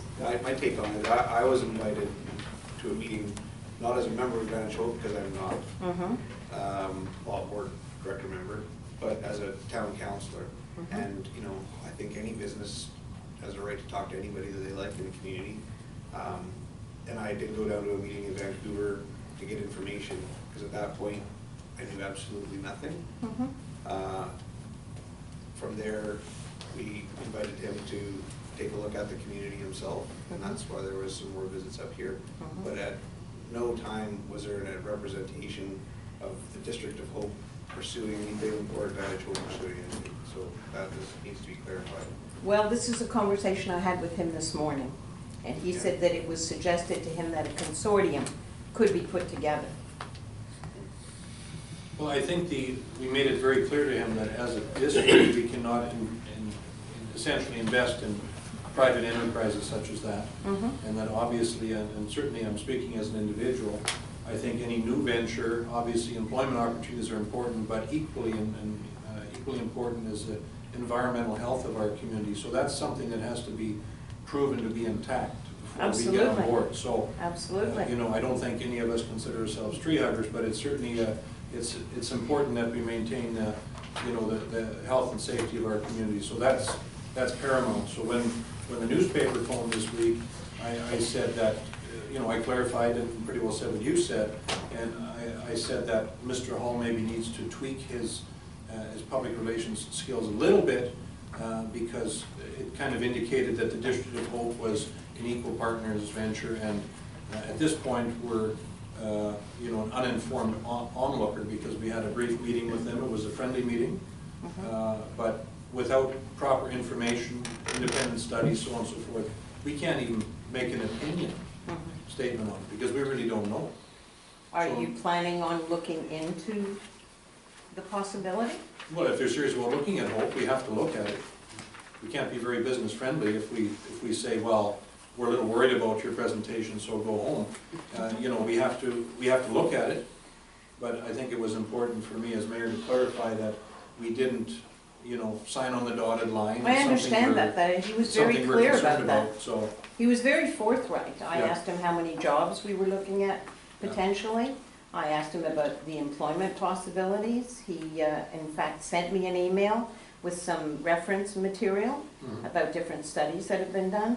I'm not against new business coming, and I'm not against that once I've done my homework on it. But what perturbed me was how it was done. With Advantage Hope, all right, and the suggestion of a consortium, which says investment, not for the council. well, I think the good news is Advantage Hope is doing its job if they turn over all stones that haven't been previously turned over before. If they're not doing these kind of things, then we probably get rid of them pretty quick. So the idea is to look at new opportunities, see if there's any viability. If there isn't any viability, you know, obviously we'll oppose it, but being open-minded is important. So we do need employment. I personally have some serious questions pertaining to this, but I don't have the answers to be able to come up with an educated opinion. So that's kind of where I stand. We just need more info. But I was, as you, shocked at the newspaper article in Merit, because it did create a very, I guess, well, it sent the wrong message, bottom line.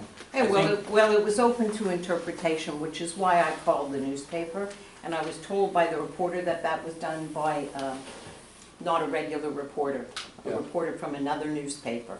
And I just wanted to clarify it because a lot of people are quick to make comments online, on Facebook. Rumors go rampant. They're like runaway horses.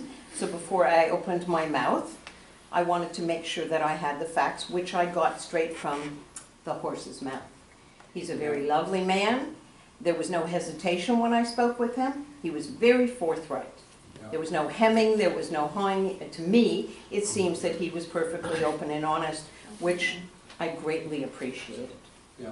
But, you know, I just wanted to be able to present this to council, have it on record, and that way when I make a comment online, I know from whence I'm speaking. Yeah. And I will suggest to people online that they do their homework.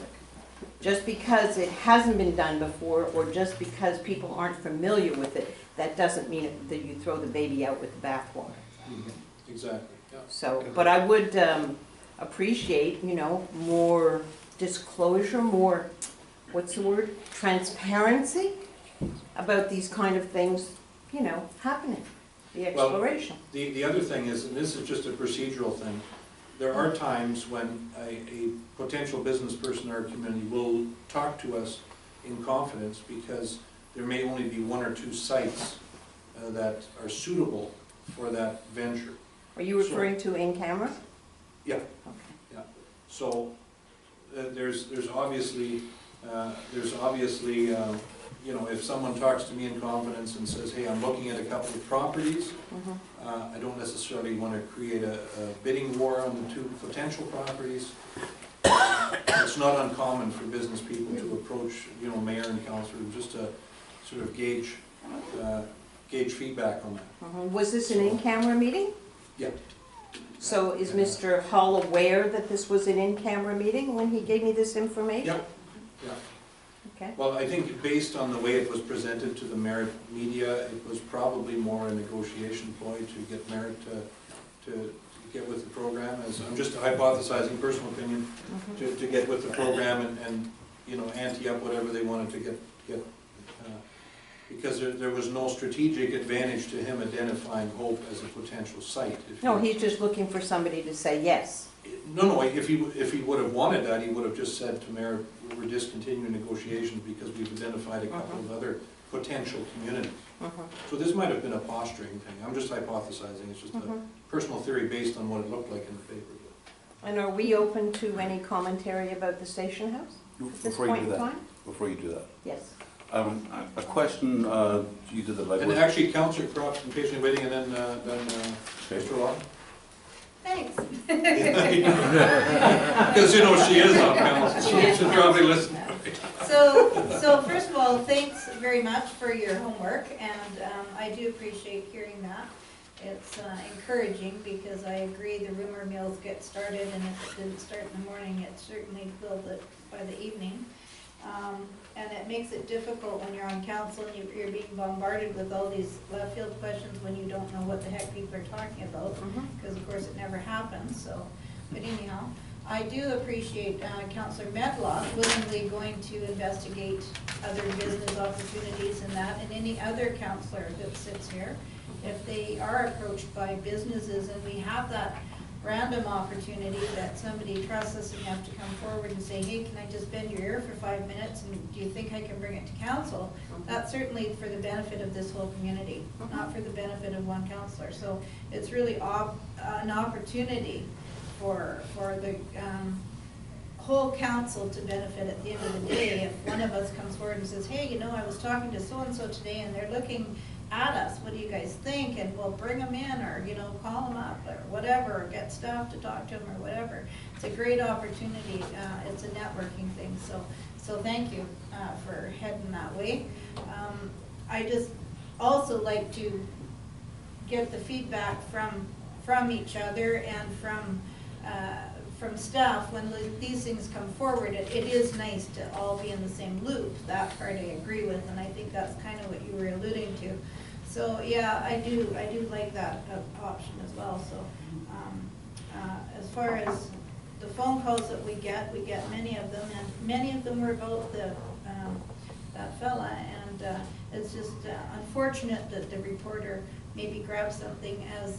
As we know, it's not a Bible when you read the newspaper, although some people take it as such, but it is not. Well, Mr. Hull said that he did read the article, and that the article should have been tweaked slightly to more accurately reflect what he said.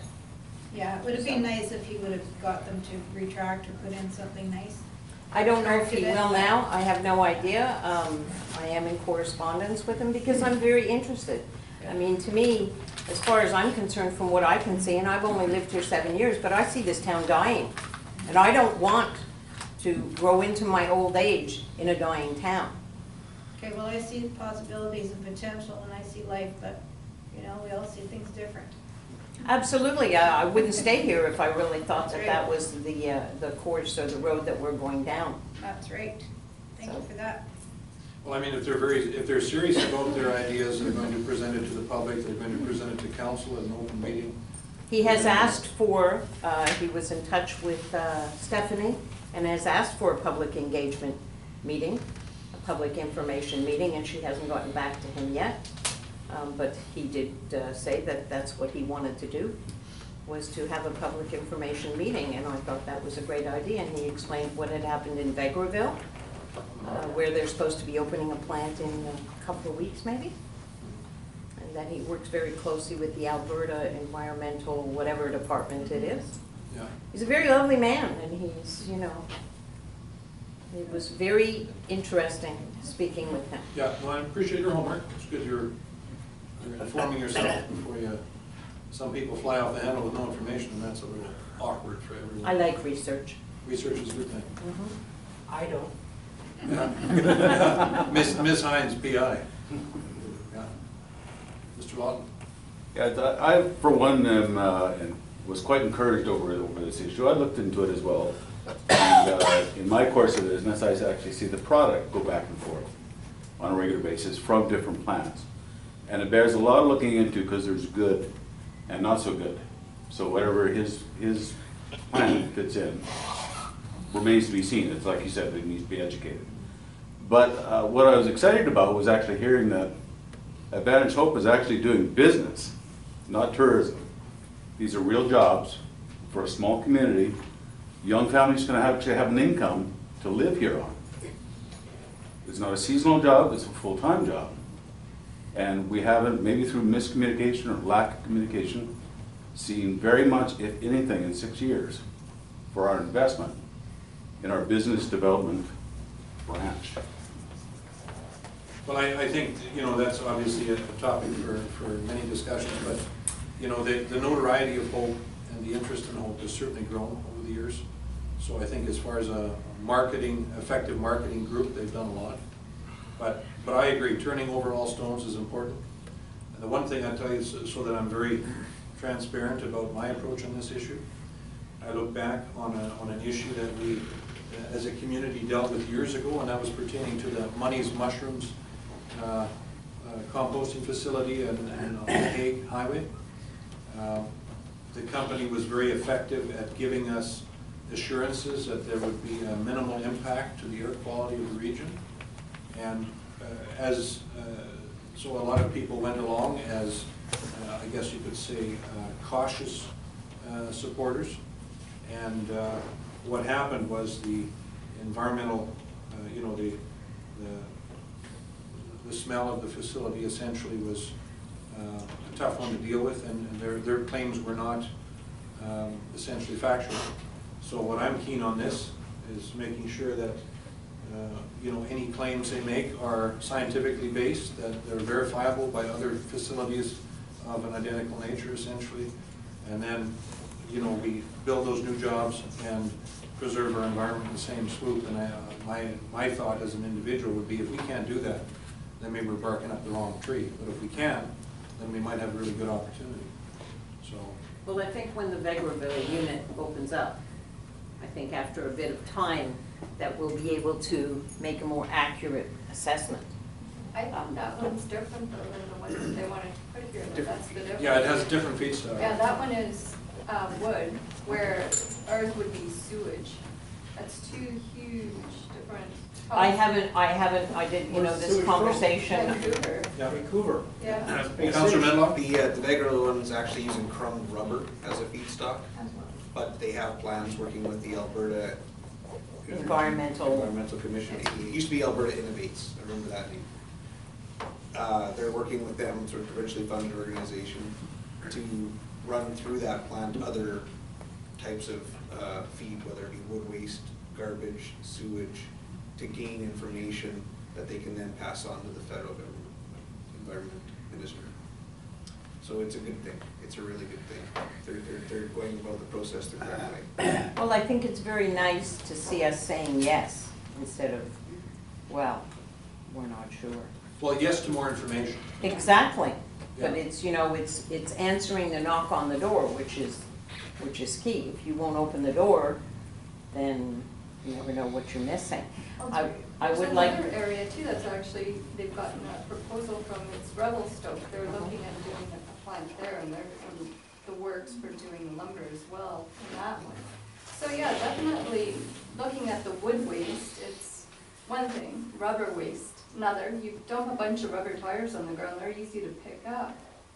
Dump a whole bunch of sewage slump, it's like a bigger mess with a lot of like different types of byproducts that you'll never be able to get out of the ground. And we've got riverbeds, we've got, you know, lakes, we've got aquifers around here. This town, you know, for this kind of thing, I mean, if we were to do, yeah, a waste plant for lumber, that's a whole different story than sewage. I don't believe though, Natalie, that it's dumped on the ground. No, I'm just saying, like, if a truck was to carry it, you know, like, it's gonna have to get here somehow, right? So you just gotta look at every single avenue of like, Absolutely. you know, and you've gotta really make sure, you know, like, why wouldn't Vancouver, it's all coming from there, you know, why wouldn't they open one up? It'd be like, if it's Because the land's just, too valuable. Okay, you know, I think what is probably most productive is here, I will make sure that I phone Mr. Hull, and if he's serious about doing business in our community, or attempting to get the approvals through the province and through the municipality, that he put on a public information meeting so that we can talk about, you know, essentially what his ideas are, and then we can find out independent means to review, you know, what this thing actually, because there's always three stories to it. You get the two sides and then the truth in the middle, so. He's asked for a public information meeting, but has not been responded. Well, they'll be responding. If there's gonna be a Yes. public information, how are we gonna be notified? It'll be in the newspaper, Some district people don't get the website. newspaper, there's a lot of old people that live in my area, they're not even on the internet, they don't get the paper. There's gotta It's be time for them to buy the something, newspaper. somebody's gotta get out there Yeah. and get them the information, they're just as much involved as we are in the. Yeah, we'll be on the district website, the newspaper, those are two of the, there's really no way to. They can phone District Hall and find out what's happening, they can take it upon themselves. Well, this is where a lot of misinformation gets, because somebody says something to somebody, and by the time it gets to that old person, they haven't got a clue. Yeah, So it's gotta be but I think proper usually our information process is given out. newspaper and online on the district website, so, you know, that's, I get it, I have no problem with it, I Yeah. do that all the time, but. yeah. I Short do- of hand delivering to every person, it's kind of difficult to get everyone, but if we do the newspaper and online, that'll be pretty well covered off 95% of the population. Plus, if people are interested in finding out what's going on in the town, they would naturally read the newspaper and check out online. If they're uninterested, then kind of can't help them, unfortunately. Yes, Mr. Stokes? Regarding getting the information out, Yeah. it's common in some communities, travel a little bit, and it's common in some communities for items like this that, you know, could be of some great public interest, to where as part of the public consultation process, to where the company underwrites it. Case in point, you could look at Napanee, Ontario, you could look at Canadian Waste Products with it, and if they end up paying for the mail-outs, you know, to go in Yeah. with it. And part of, you know, them wanting to come into the community, is that you just tell them that up front. Yeah. That's just, Oh, yeah, no, that's, if they're serious about getting public support, they're gonna do a good job of communicating, so. I do, Yeah. I do a good job. That's good. Yeah, that's good. Maybe they'll hire you. I had one further thing to ask about the station house. As far as an update is concerned, I'd like to know if an architect has been hired, or if any bids have been, as a, what is it called, an RPF, been put out for an architect? RFP? Yeah, RFP. Yeah, well, we're actually in the next, we have 3 weeks to get the grant ready. Mhm. So we'll make sure that we have a nice, robust grant proposal ready within the next 3 weeks. So over the next couple of weeks, we'll be deciding exactly what approach to take. And then, you know, we wanna try to access some of that money for the station house project. So, But has Have you explored getting reports or whatever you call them from architects? Yeah, we already have an architect's drawing. We're one of the interesting issues we have to deal with is we have to all obviously be on the same page as to what the final project should look like. So obviously, we'll be on that same page by the time the grant goes in. But was it put out for RFP? Which is it? Were there like several submissions made and? No, under phase one, there were some drawings commissioned, so that was all done already. So it's all underway. Yes? Mr. Moore? I think what she was trying to get at is, has an architect been hired? Kirkhoff Engineering did a drawing. No, since now, an architect to do an overall drawing of the building. The next step you guys talked about as a council was to get an architect, hire an architect to get it hammered out, right? No, I mean, what we're exploring is, are the drawings from Kirkhoff Engineering adequate to deal with the architectural needs that we have for there's no point in duplicating efforts. So if the engineering drawings essentially are adequate for our needs, then there's no point in duplicating an expense. Mr. Stokes? I went through a lot of material about this. I went to this tax meeting just to see a little bit more about just curious about what some of this stuff was about.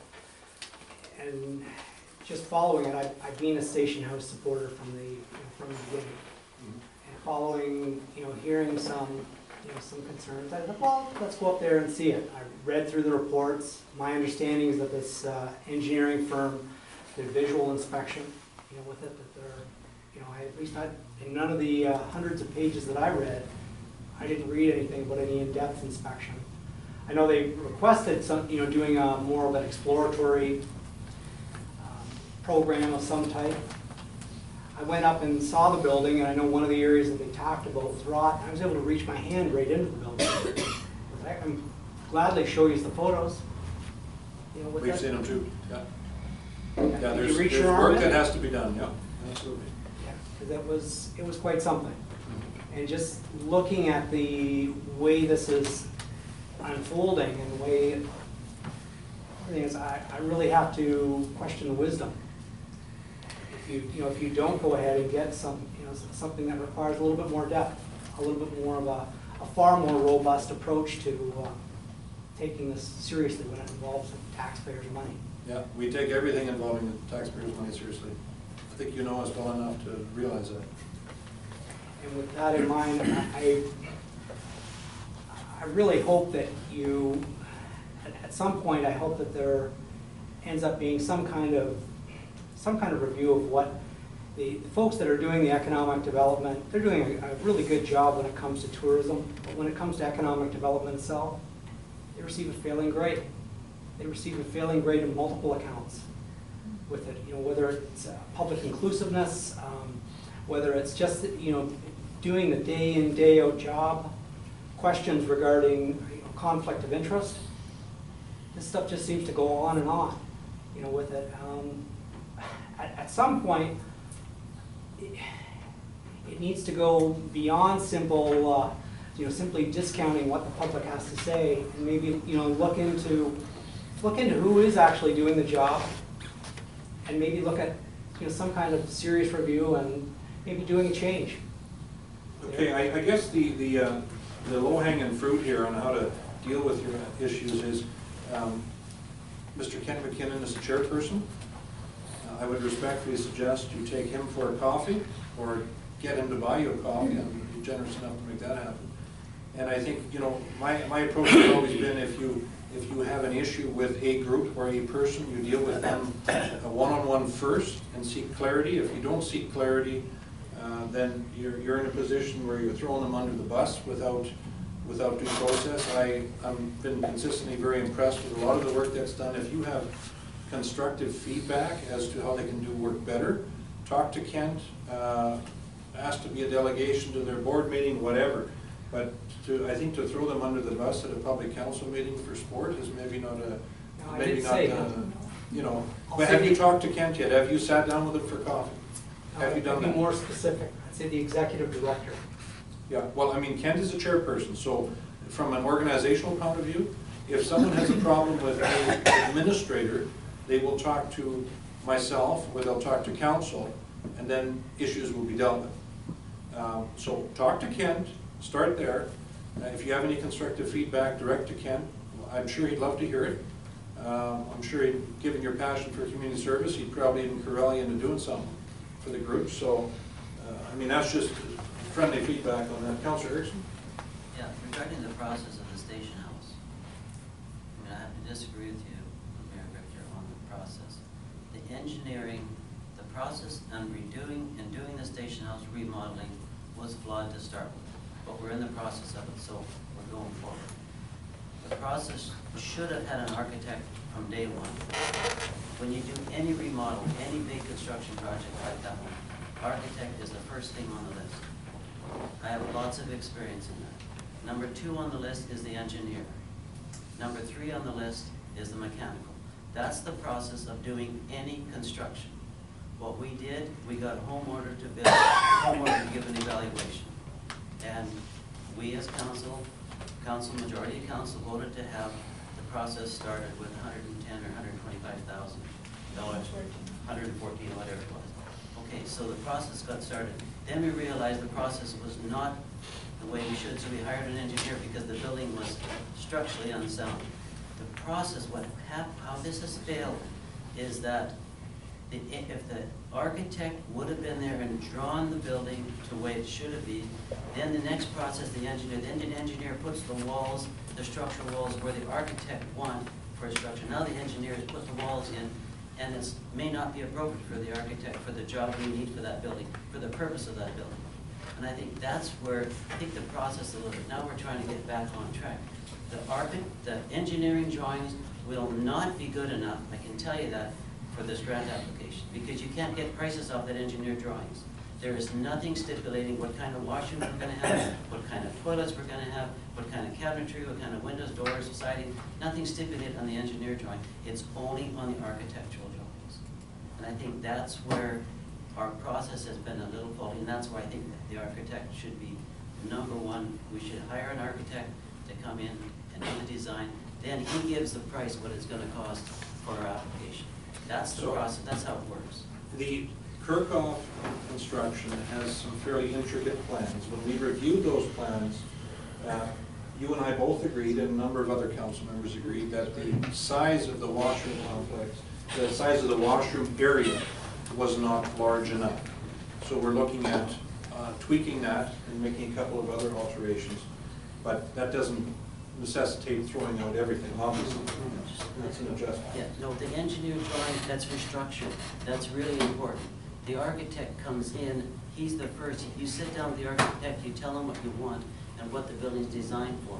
Then he puts in where the electrical plugins are gonna be, where the plumbing's gonna be, where the windows will be, the kind of windows. He does all that. And then the engineer verifies that the walls are strong enough to build, the trusses are good. He does all that. That's how we missed that one little point. What's a major point? And then the architect actually will come up with a cost, what the building's gonna cost. And it'll be a general cost. It's not like a builder giving the cost, no?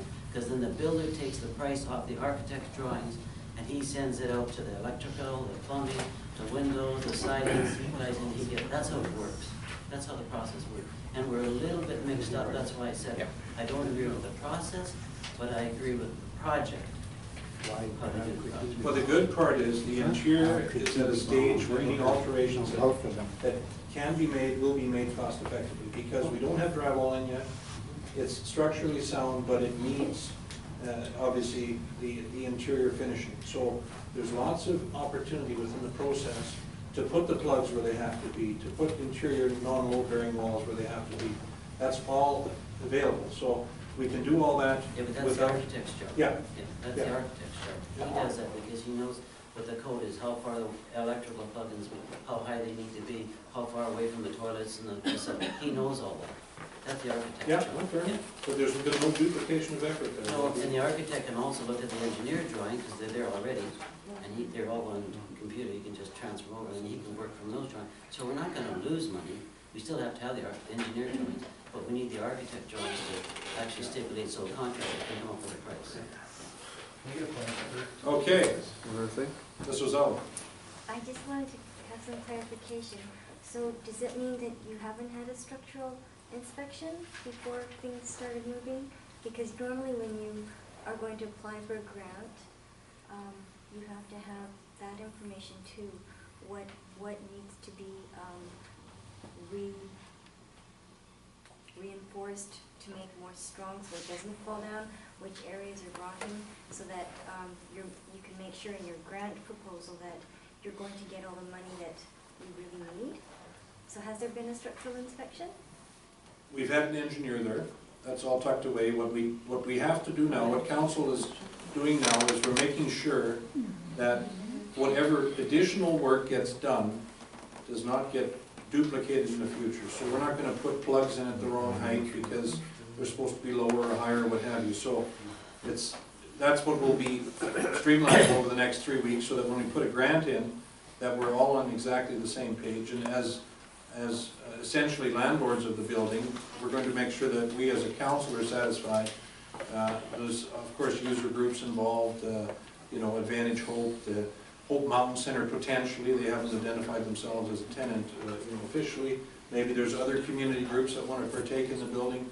That's all something we have to get streamlined within the next month in preparation for putting the grant in. So there's plenty of opportunity to get it done properly. Mr. Forlowski?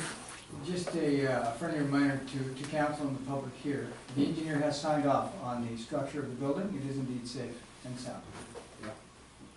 So the council hit the pause button on purpose for a reason, and that is so we do not duplicate efforts, because we are concerned about expenses. We don't want to put walls in, rip walls out. You know, that is why. It's not because we're trying to delay the process. The grant opportunity is something reasonably new as well. The terms of reference recently came out, so it's not something we knew 2 years ago, obviously, or a year and a half ago. So there's a unique opportunity that's popped up. Hopefully we can maximize the return on that. There's advantages to partnering with different groups to get the maximum grant bang for the buck. There's also a very interesting situation that's arisen, and I think I touched on it briefly at the last council meeting, is this rural dividends grant is suited to municipalities and also suited to nonprofits. So this is a very unusual situation because you get nonprofits competing with municipalities for grant money. So I quite frankly would say it's a poor grant design, because a district, when it applies for a grant, will be competing head-to-head with nonprofits. So maybe there's an opportunity to partner with other groups and come up with a more robust, more effective grant application. So we're looking at all possibilities at this point. But the idea is to get as much return for a taxpayer dollar as possible through utilizing grant programs. I have a question. So, when you figure out how much this building's actually gonna be, like, cost us, you know, as taxpayers and with grants and whatever not, let's say it's like 500,000 total budget, or 600,000, we'll just throw figures out there. When do you say, okay, like, let's say for example, we don't get a grant. They say no, because it can happen. So all of a sudden, we've like spent $150,000, $200,000 in a building that's sitting there, still half rotted. And when we say like, we don't continue, we just tear it down and we sell that property or that building, and we don't keep dumping money into it as a community. Like, and then this building, let's just say hypothetically, we get $200,000 from the government or whatever to help us put it together, but we still need another $150,000, $200,000 to finish it.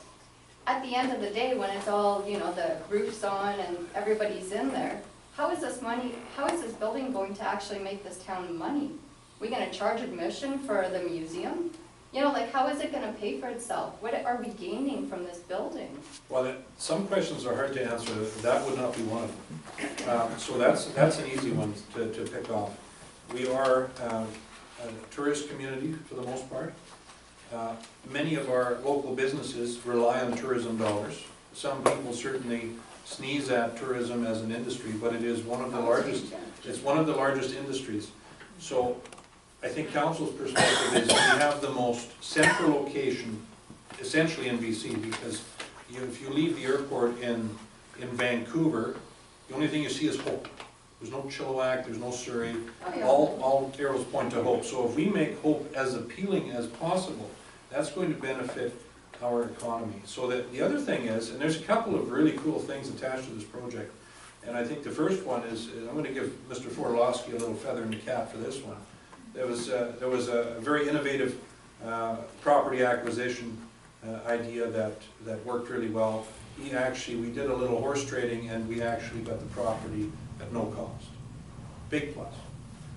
That's the best. So you own the land? Yeah, so that is a huge, so to ensure long-term tenure, that was a very innovative idea. And we have the opportunity to sell the existing tourist info property.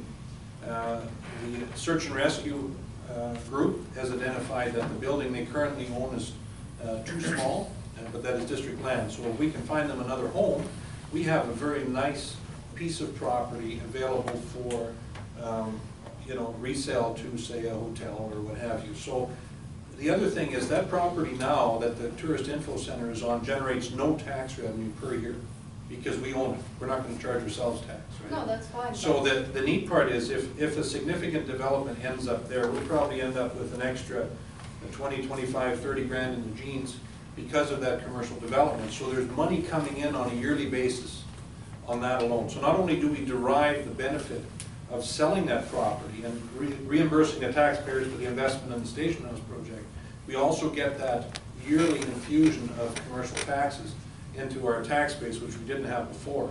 So there's not a lot of drawbacks to this. And of course, one would have to be not paying much attention if they don't notice a nice building on the corner at the Station House location. So once that is a nice building fixed up, it's going to be a really, it's going to be a feather in the cap for Hope. Admittedly, birth here is maybe a little awkward on occasion at different stages. Things have been in labor for a while now, so it's coming along, but we're going to make it, and it's going to be a good final product. Ms. Hines. What's going to happen to, as the tourism center is, an information center is now, people come into town? When the Station House is open, people are going to go there to use the washroom, grab a cup of coffee, and maybe, I don't know what the plans are in detail, but if there is a restaurant of some kind, then they're going to either, we are not a destination yet. We do have certain attractions. But has anybody considered what effect doing that is going to have on the downtown core? Absolutely, and I think it's going to be a huge plus, because we actually have the opportunity to drain people into the downtown on Turner. We're probably going to capture a lot of people that previously went past Hope, because what they see now is a Station House building which isn't finished. It's not a tourist info center, of course. There's really no reason to pull in, but we're probably going to capture a lot of people that initially had no interest in stopping in Hope. And if we make their brief visit to the Tourist Info Center pleasant enough, that we'll be able to shoo them into the downtown and stimulate our local business, because on Turner, you'll have two options of going back on the highway quickly or going into the downtown, and going into the downtown is actually more convenient to turn than it is going back onto the highway. So there's some neat opportunities. So that was a good question, thank you. I think there's going to be some hard ones here in a minute. We have Mr. Mole. Mr. Mole. Just for clarification on the process here, I thought there was a motion made to direct staff to hire an architect, or at least put an RFP out or get 3 bids on hiring an architect. Am I wrong, or that motion was made beginning of last month? I don't think Bob was here for that meeting, but wasn't that motion made? Yeah. So is that not the case anymore? So what is the process right now? 'Cause I thought it was architect, get some drawings, apply for a grant. But now you say we're not going down that path now, so what are we doing? Well, we're getting, Mr. Dickon, they're not going to put you in a spot there, but we're getting a quantity surveyor to come in the next couple of days too, to identify different cost options, and so that when we get final drawings set up, that we, essentially we put together drawings that are affordable. But essentially, you don't know what you really want yet. Isn't that what the architect does? You tell him what you want, he puts a little package together, and then you take that package to wherever you're going. You can say, this is what we want. This Yeah, is and what... we're in the process of doing that. So you've hired an architectural firm? we have, That's what they're saying that you That's need what to we're do. asking. well, we're doing that. We're not, we haven't done it to date. We have, So what's the, we have construction drawings. yeah. Those aren't good enough. It's not hiring an Bob's architect. been Okay, saying Mr. you need Dickin here, that. just to clarify Okay. the process here, so we get out of here before we all retire. Okay, so we've arranged for a quantity surveyor from a company in the valley to come tomorrow. And we are going to tour that quantity survey around the building and give them an idea of what we're looking for. Now, this quantity surveyor, there's also an architect within the firm, but specifically tomorrow, we're gonna get a sense from him of what his fees would be to go through and give us that cost for the level of construction that we're looking for in there. And then that information would then inform the grant. So we're waiting for him to come tomorrow. He's gonna give us a price on doing his review and providing us with his costs. He may be the one to suggest that, well, no, you need an architect for these certain aspects of the building. And at that point in time, we would take his professional advice and seek an architect. So where we're at right now is we have a quantity surveyor coming tomorrow. Should we require an architect for certain aspects of the project, we will go ahead and get an architect in. Is that following the purchasing policy? Of course. That's why we're getting a quote tomorrow from this quantity surveyor. So we're getting multiple quotes then for that, or just the one? Yes, we'll get multiple quotes for the quantity surveying as well as the architecture. Yes. We're in the mood to make this happen, so, and make it happen in a cost-effective way. Yes, Rosanna? I'm just wondering, but Mr. Borlowski said that it's been deemed structurally sound, so does that mean then the building as it is insured to protect it in case of vandalism or anything? I think if anyone is handy with matches, we're insured. Yeah. All district assets are insured. Thank you. Yeah. Yes. I just have a question through you to Mr. Dickin. When you said to the level of construction that we currently require, you mean to completion, right? The grant application is to complete the project, correct?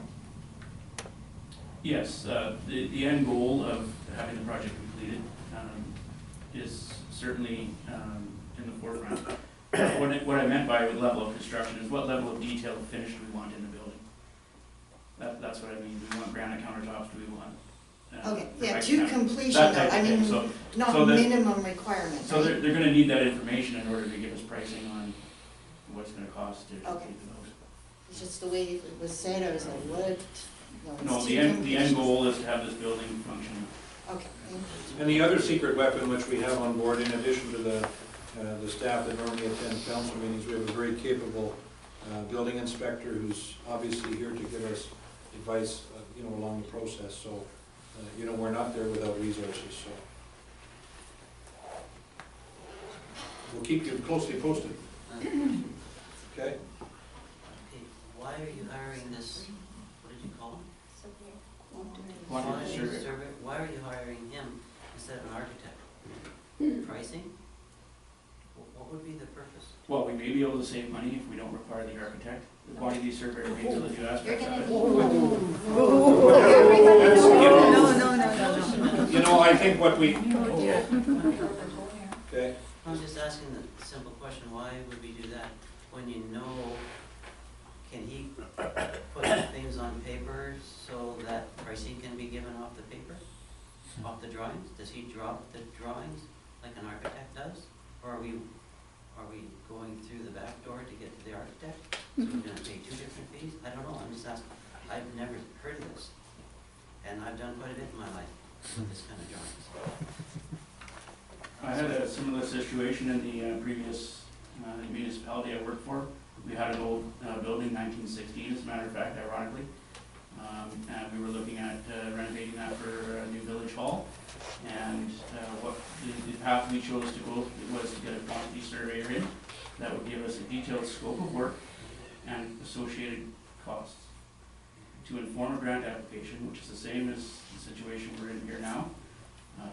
That did not involve an architect at that point in time. Should we have needed an architect down the road, we would have then engaged an architect. But at this point in time, what we need is solid costs on what it's going to take to finish this building to inform our grant application, which has a deadline of May 31st. So we'll certainly have some more items to discuss at the next council meeting. We'll keep the public informed. And I think we're getting kind of late in the hour, so.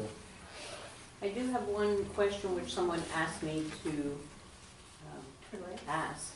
One final question. Yes, and the question, I'm sorry, I had to take a picture of the email. It says to Mayor and Council, I would like to ask if any estimates of cost to the district have been provided to Council for the changes that will be required to Turner Street to facilitate traffic. It's hard to read this, sorry. To facilitate traffic to and from the station house. Also, out of which reserve will any compensation be paid by the District of Hope to residents of Turner Street should they pursue any legal actions with regard to said changes, and how a massive traffic increase will impact their lives and property values? Okay, another good question. We have volunteers lined up to help with road construction. We're fortunate to have a very good construction committee with the Advantage Hope crew there, so there's actually contractors lined up to help us out. As far as the Turner Street folks wanting compensation for extra traffic flow, unfortunately that's not something that is a possibility, because just because a road has not been developed does not mean it will not be developed in the future. It's like my place. I have a beautiful undeveloped property across the road that's fee simple that hasn't been developed yet. I've had it that way for 20 years, but if the landowner wants to develop it and realize it's full use, I can't go sue them for ruining the nice view of trees. Well, the homes on Turner have been there quite some time, yes? True, and I've been in my neighborhood for 20 years too, but I can't complain about the neighbor when he starts developing his nice wooded lot. So it's one of those, I think that's unfortunately a cost of community growing. You know, a road right-of-way that's set up won't always be a right-of-way. It'll be a thoroughfare for vehicles, and it's not going to have a huge traffic volume, but it's certainly going to be more traffic volume than there is now. That's a guarantee. So I was asked to ask. So if they would like to pursue legal action, they obviously have every right to do so. But that's going to be kind of a dead-end street of a different nature. You know, so. Yeah.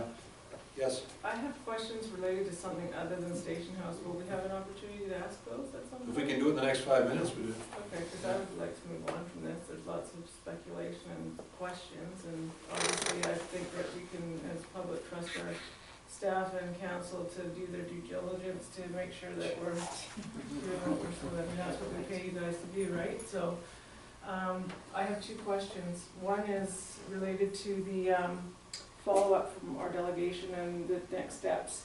And that's pertaining to the Cock To the Lake Copper assessment Lake issue? assessment stuff. So is there a way, or can there be a way created to keep us informed of the progress and any outcomes? So, So you were the official spokesperson. I guess we can make sure that you get all the information that you can. okay, then I could, yeah, okay. So I just wanted to follow up on that. The other piece is where could I find this tax rate bylaw 1377 you refer to in F here, the annual tax rate bylaw number 1377, 2016. We'll probably have a copy by the end of the meeting, I'm sure. Scanned on the agenda packet. Yeah. So if you go on to our website under council agenda, pull up today, further the package. Okay, thank you. That's it. In the interest of getting a washroom break in, I think that's a win. Once it's adopted, we'll put it on our website under bylaws as well. Perfect, okay, thank you. You've got one more hand up. One more question. Yeah, Mr. Smith. Now, earlier on in our meeting there, you offered a delegation to me direct and stuff like that, and pertaining to my situation. Now, I did hear what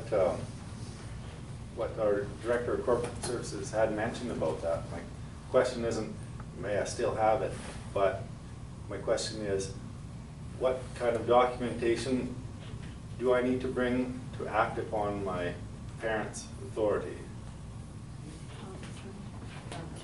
I've been delegated by my family to deal with this. I guess that you'd have to have that in writing, number one. All right, does it need to be notarized? Like, oh, sorry, Mr. Mayor, does that need to be notarized? Because I'd hate to show up on time for this, just less than fully prepared and being denied a voice in this, so.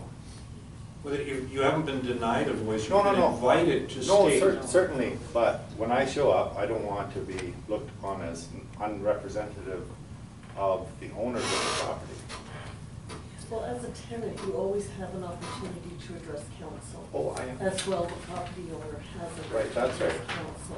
But in their absence there, if I'm delegated to attend the delegation for them, do I need a notarized letter from them, or do I You need? would need something from them, and I would suggest it be notarized, giving you the authority to speak on their behalf, because you are the tenant, so in essence, you're representing both sides, which council's obligated to hear both sides of any reconsideration. I'm also the firstborn son and the heir to this estate. So. Well, then it appears you're building your estate.